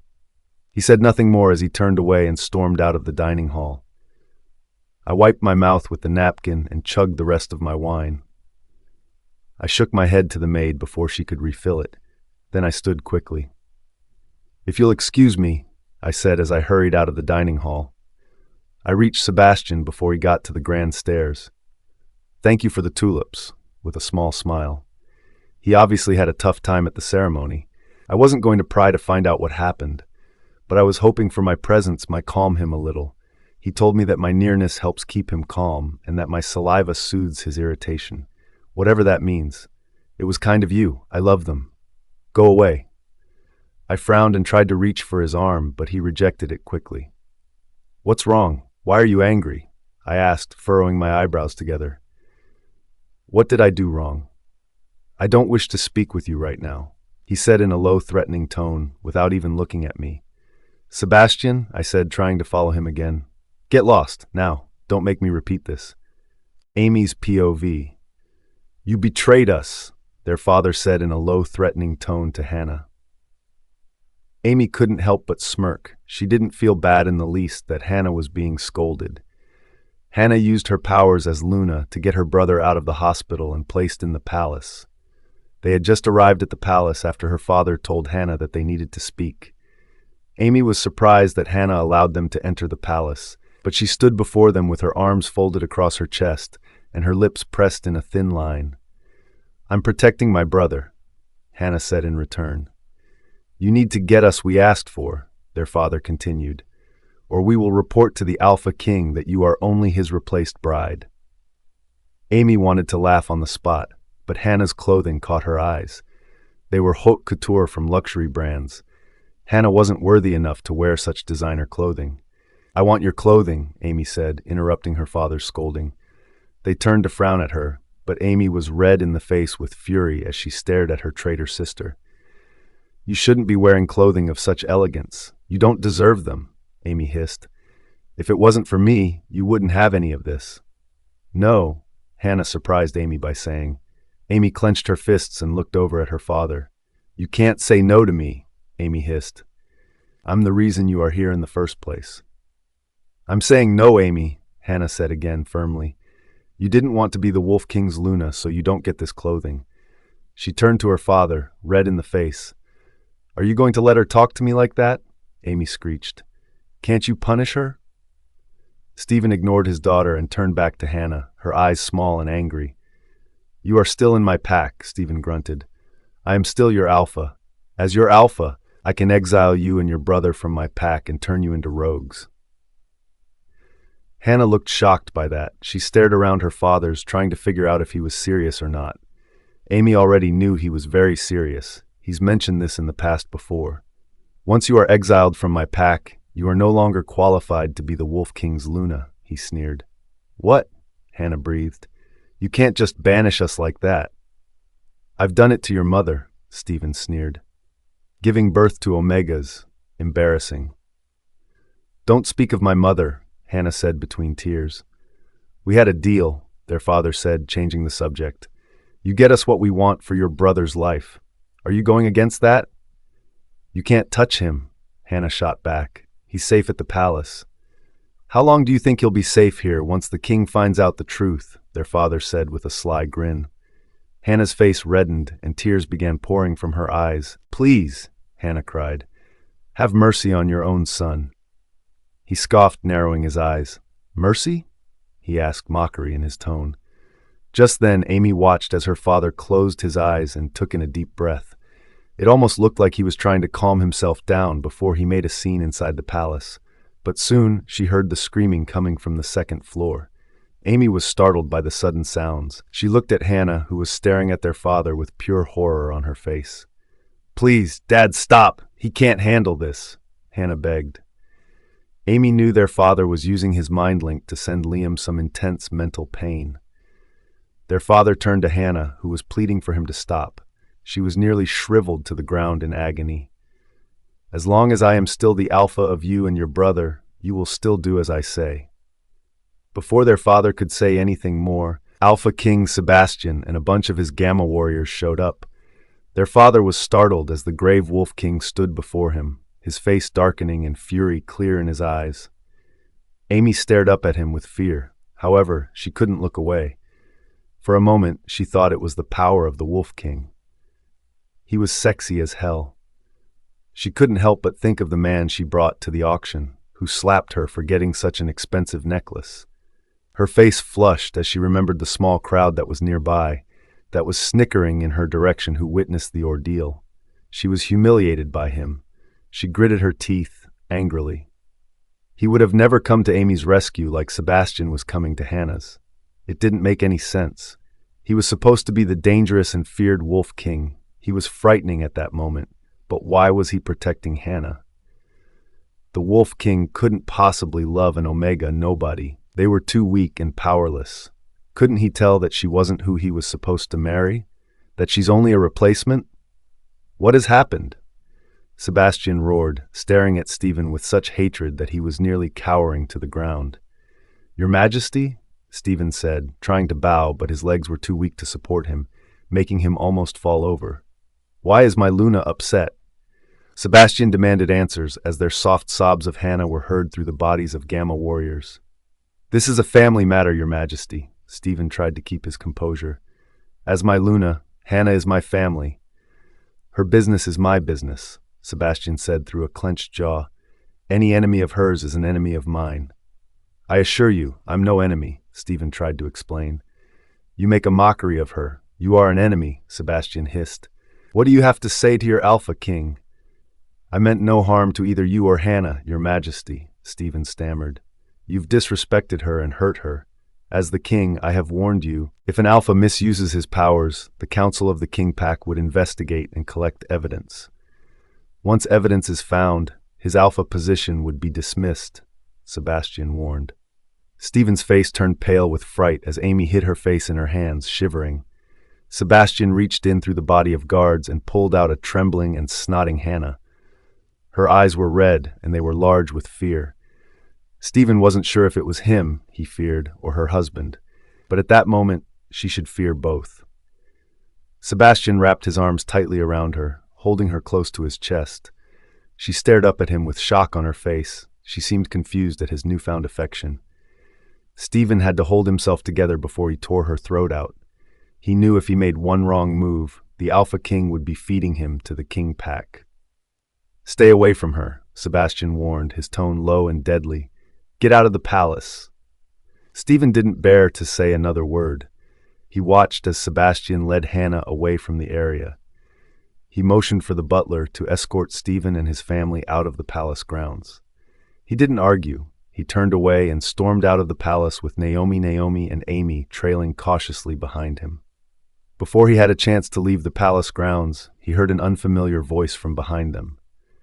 "Before you leave, may we have a word?" the voice said. Stephen turned to see a young man standing before them. He looked no older than 18, and he wasn't sure what business he had with this young man.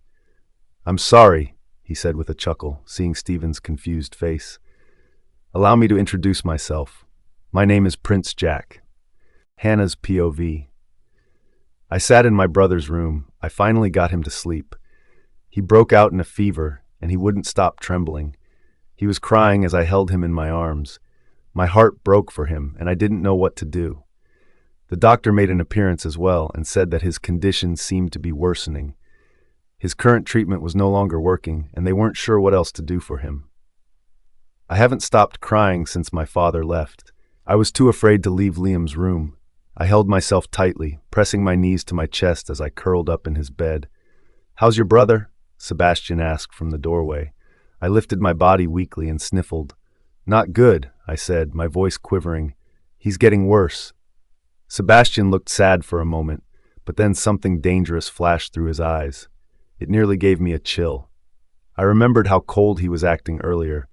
Not that I should be surprised. He was cruel Wolf King. I shouldn't expect anything more or less from him. He said nothing. He began to turn to walk away. "Why did you come?" I asked, stopping him. "When I was talking with my father, why did you come?" "I was just passing by," he muttered. I heard some of the shit he was saying, and it pissed me off. I wanted to ask more questions, but Liam stirred in his sleep, and it took my focus off Sebastian. I was way too worried to ask anything more or continue this conversation. I was just so tired. I thought about what my father was saying, how he had the power to exile Liam and me from the pack and turn us into rogues. If I didn't do what he wanted, he would tell Sebastian that I was just a substitute bride. If Sebastian finds out the truth, nothing is stopping him from killing me on the spot. I couldn't go against my father anymore. "I need a favor," I said, trying to keep my voice sounding confident. Sebastian rose his eyebrows and kept his eyes locked on mine. "I need some money," I told him. "Of course you do," Sebastian muttered. His face was beginning to turn red, and his lip curled up in disgust as he stared down at me. I had never seen him look at me with such hate before. "I'm not surprised that's all you want from me. You're a woman who loves money, after all." I felt my wolf's discomfort in the pit of my stomach. His words weren't sitting right with her. I was in no mood to deal with this right now. My brother was dying, and if I didn't get my father and Naomi that money, he will die for sure. "So what?" I said in return. "Money can't be as cold and quick-changing as some people." I glared up at him as I stood my ground. He was in front of me quickly and forcefully. I felt the heat of his aura nearly burning through my flesh. I trembled under his gaze, and my breath got caught in my throat. As I went to take a step back, his long and limber fingers were around my throat and cutting off my air supply. I felt the color draining from my features as I gasped out for air. "If you don't want to live anymore, I can kill you tonight," he said through a clenched jaw. I felt Nora's heart breaking. I trembled uncontrollably as he squeezed harder, but then he released me, and I nearly fell to the ground. I cried out in pain as I coughed, trying to grasp as much air as I could. I coughed and rubbed my throat. Tears ran down my face, and I bit my lip to keep from sobbing.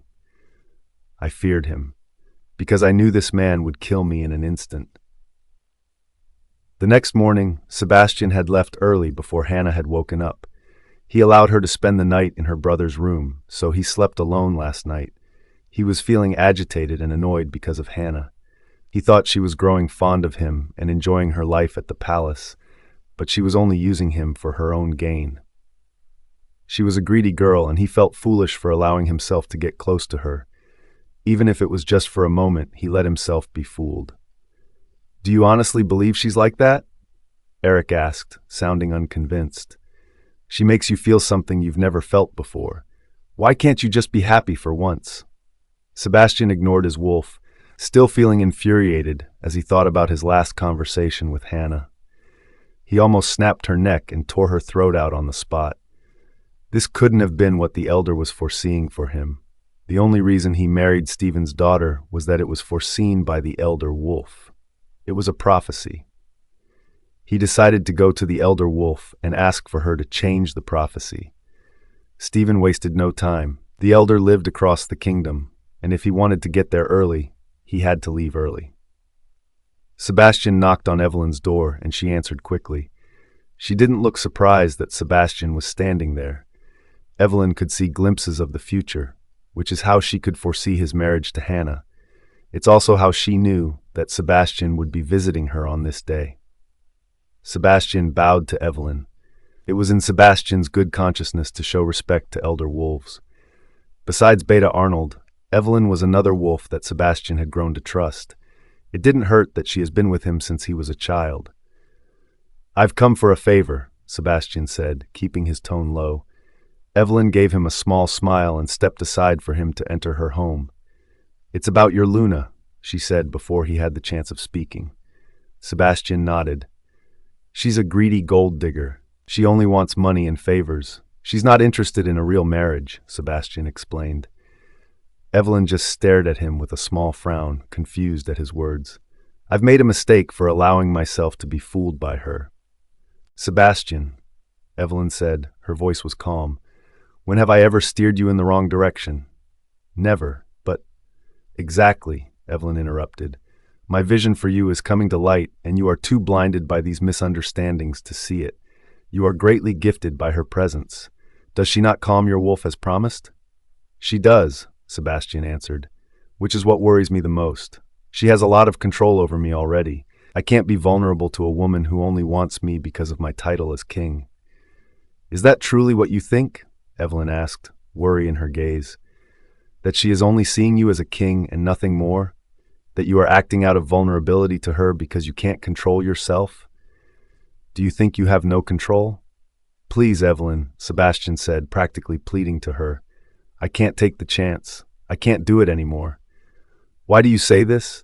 "It's only been a short time," Evelyn said in return. "Please," Sebastian said again, "just send her away. Get rid of the prophecy. There must be another way."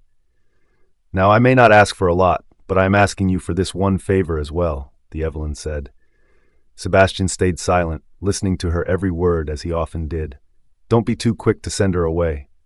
"What?" Sebastian asked. "I know things are difficult now, but just wait a little longer. Clarity will fall upon you, and you will understand the whole picture." "Elder, please. Enough with these riddles. I need to be free from this woman," Sebastian pleaded once more. "This girl who is extremely important to the fate of werewolves. If you care anything for werewolves and your kingdom, you will keep your Luna determinedly." Amy's POV. Amy sat at her vanity in her room as Naomi brushed out her long blonde hair. Amy winced at the roughness of Naomi's hands, but she said nothing. She couldn't stop thinking about Hannah and all the things she has, just because she was forced to become the Wolf King's Luna.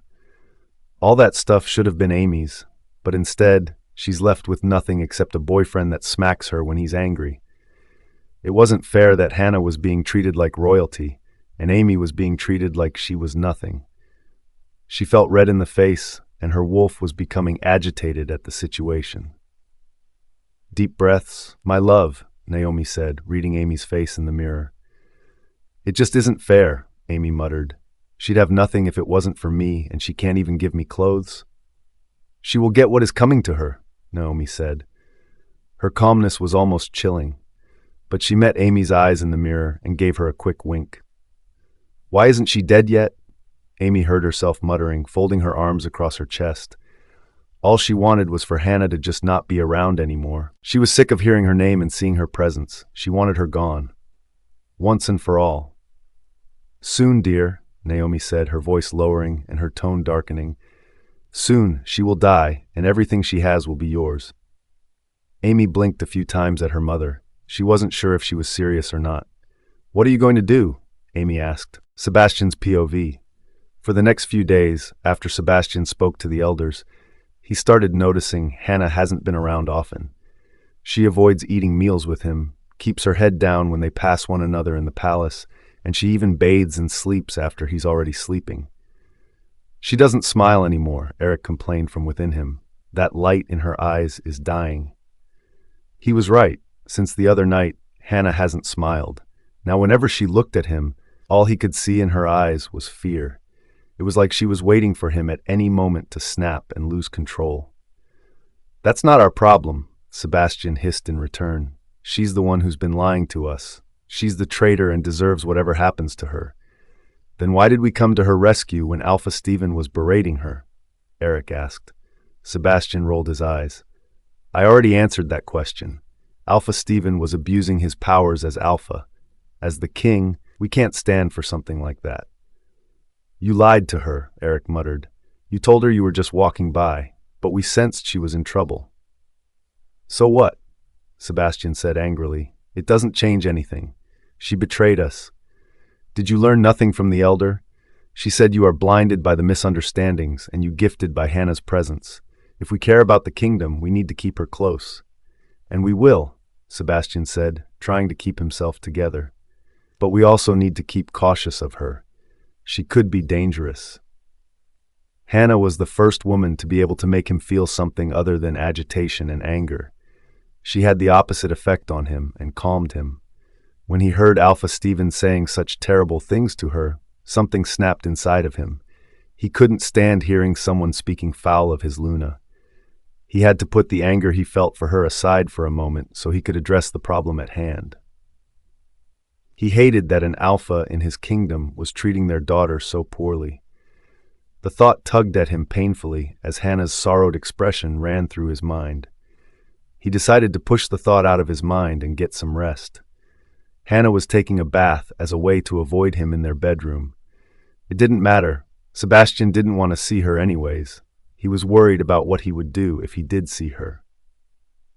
He threw his shirt on the ground and stripped to his boxers as he slid into bed. The sounds of the water in the bathtub made their way into the bedroom. He groaned and turned over in bed, allowing sleep to overtake him. The middle of the night came quickly as Sebastian woke up around the same time every night, 2 a.m. He could never go through a night without having to go to the bathroom. He looked over at the corner of the bed that is usually occupied by a sleeping Hannah. He sighed as it was empty for the third night in a row. Hannah hasn't been wanting to share the same bed with him, but because he still needed her close, she decided she would still remain in the room. He breathed in deeply as her scent filled the room and calmed his wolf down. He leaned over his bed to see Hannah curled up on the ground with a thin blanket wrapped around her small body. Sebastian stood from his bed and nearly tripped over her still body. She slept like a log and remained undisturbed by him. He rolled his eyes and walked to the bathroom. Once he returned, he was going to step over her and get back into bed. He wanted to ignore her and just sleep alone for the rest of the night. But there was something about her sleeping body that tugged at Sebastian's chest. "We can't just leave her there," Eric complained, annoyingly. "Stupid girl," Sebastian muttered as Hannah stirred in her sleep. She appeared to be having a bad dream, and tears escaped through her closed eyes, rolling down her round face. "Why do you have to be so you?" he muttered, keeping his voice low as he bent down to her. He placed his fingertips at the temple of her head and traced the outlining of her features. He tucked her brown hair behind her ear and rubbed her upper cheekbone with his thumb. Her delicate skin tingled under his touch. Her perfectly plump lips were hanging open, and he could smell the saliva that lingered in her mouth. He traced her bottom lip with his thumb. All he wanted at that moment was to kiss her. He leaned down gently and pressed his lips gently against hers. It was a quick kiss, but it enlightened something inside of him that made his heart beat rapidly. Her lips were soft against his, and she tasted so sweet. He pulled away from her and scooped her small body into his arms. Her head fell onto his shoulder, and she let out a small sigh as she nuzzled against him. He placed her gently in bed, sliding in beside her, placing the blanket gently over her body. Sebastian wrapped his arms around her, and she used his broad chest as a pillow. She snuggled closer to him, taking in his scent, and her body was relaxed almost instantly. He too felt much calmer and not as angry. He hated that she could do that to him. It meant she was dangerous. Hannah wrapped her leg around him and kept her body pressed against hers. After a few moments, they were both sleeping. Hannah's POV. I woke the next morning in Sebastian's bed. I wasn't expecting to wake up in his bed, considering I fell asleep on the floor beside his bed. I've been spending the last few days avoiding him. I didn't want to continue angering him to a point of him actually killing me. I feared for my life living around him, and he made it clear that I meant nothing to him. I thought there was a small breakthrough where he was starting to trust me and open up to me. But I must have been wrong. He was just as cold as he's always been. I don't know what I did to deserve such treatment. I lifted my head off his chest, and he was still sleeping soundly. I scrambled off the bed, confused as to what happened last night. I pressed my fingers to my lips, feeling the shadow of his mouth against mine. My cheeks flushed and my fingers trembled against me. Did he kiss me? The ghost of his large wolf hands around my throat still remained. My neck was swollen for the last few days, and today seemed to be the day it was getting better. I rubbed the nape of my neck delicately as I remembered him cutting off my air supply. I saw nothing but hatred in his eyes. He was daring me to continue talking. He wanted to kill me at that moment. Tears filled my eyes, and I wiped my face with the back of my hand. He was so cruel to me. I slid out of bed and headed to the bathroom. I needed to get away from him. As I went into the bathroom, I turned the cold water on in the sink and splashed my face gently.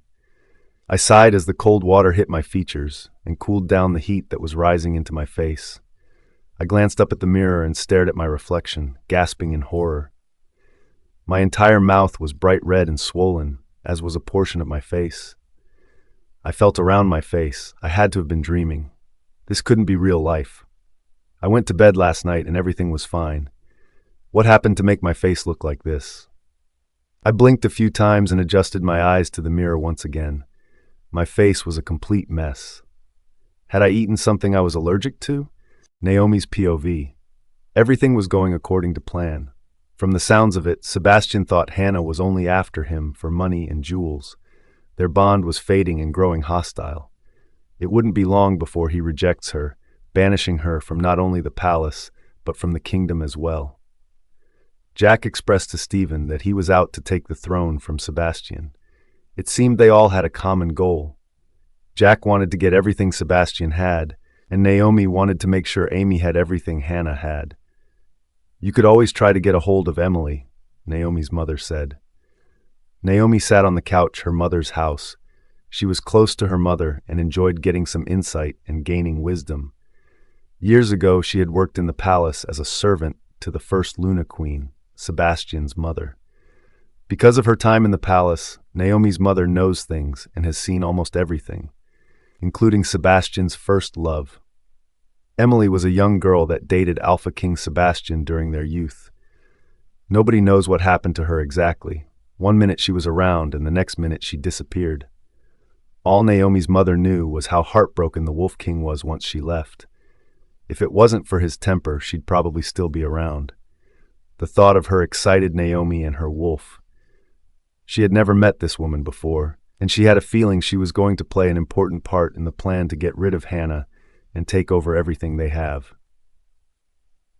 I still have her number if you wish to contact her. She left him, but I always thought she still somehow loved him, Naomi's mother said, flipping through her phone book. She handed the number to Naomi and sat beside her. Just be careful with whatever you are doing, her mother warned. It's best to not anger the Wolf King. He's a murderous creature, and I don't want you to be on the bad end of his temper. Don't worry, Mother, Naomi said with a sly grin. I'm not the one who's going to be on the bad end of his temper. It took Naomi weeks to gain what she needed before paying a visit to the palace.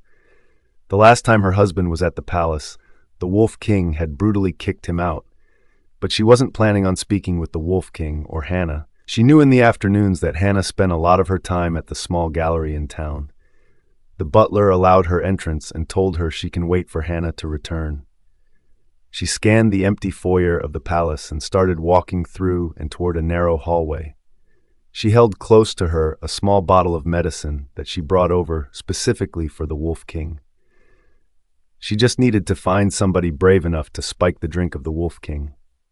Considering everybody feared him, it was going to be a difficult task.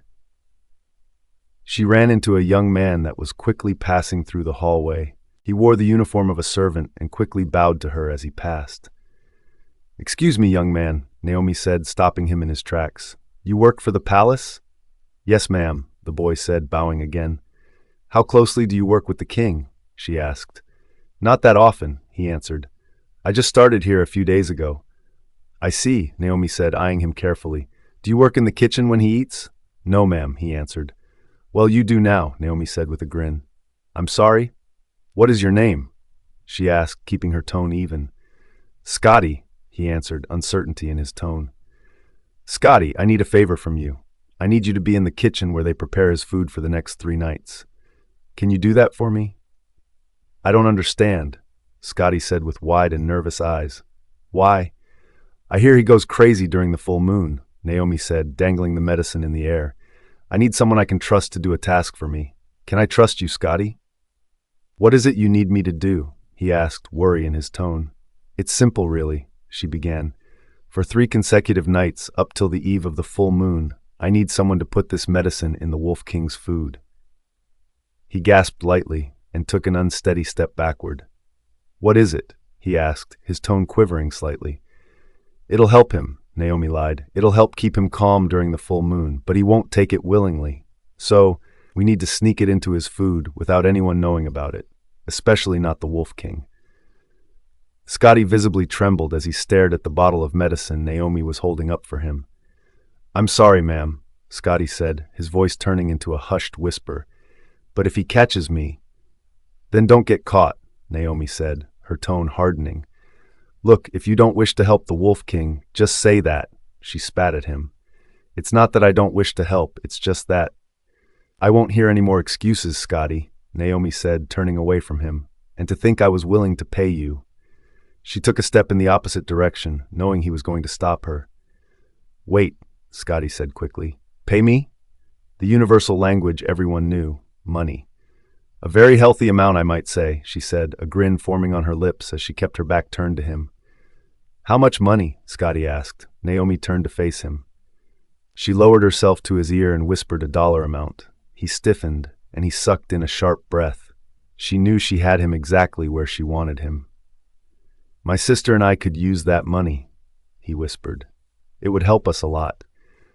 All you must do is leave a few droplets of this medicine in the Wolf King's food for the next 3 nights. It's a win-win situation. You get to help him and yourself," Naomi told him. "All right," he said, reluctantly, as he grabbed the bottle from Naomi's grasp and shoved it into his pocket. "Good, and remember that it needs to be put into his food for 3 consecutive nights until the eve of the full moon," Naomi reminded him. He looked uneasy, but he nodded. 3 consecutive nights," he said in a mere whisper. "Got it,"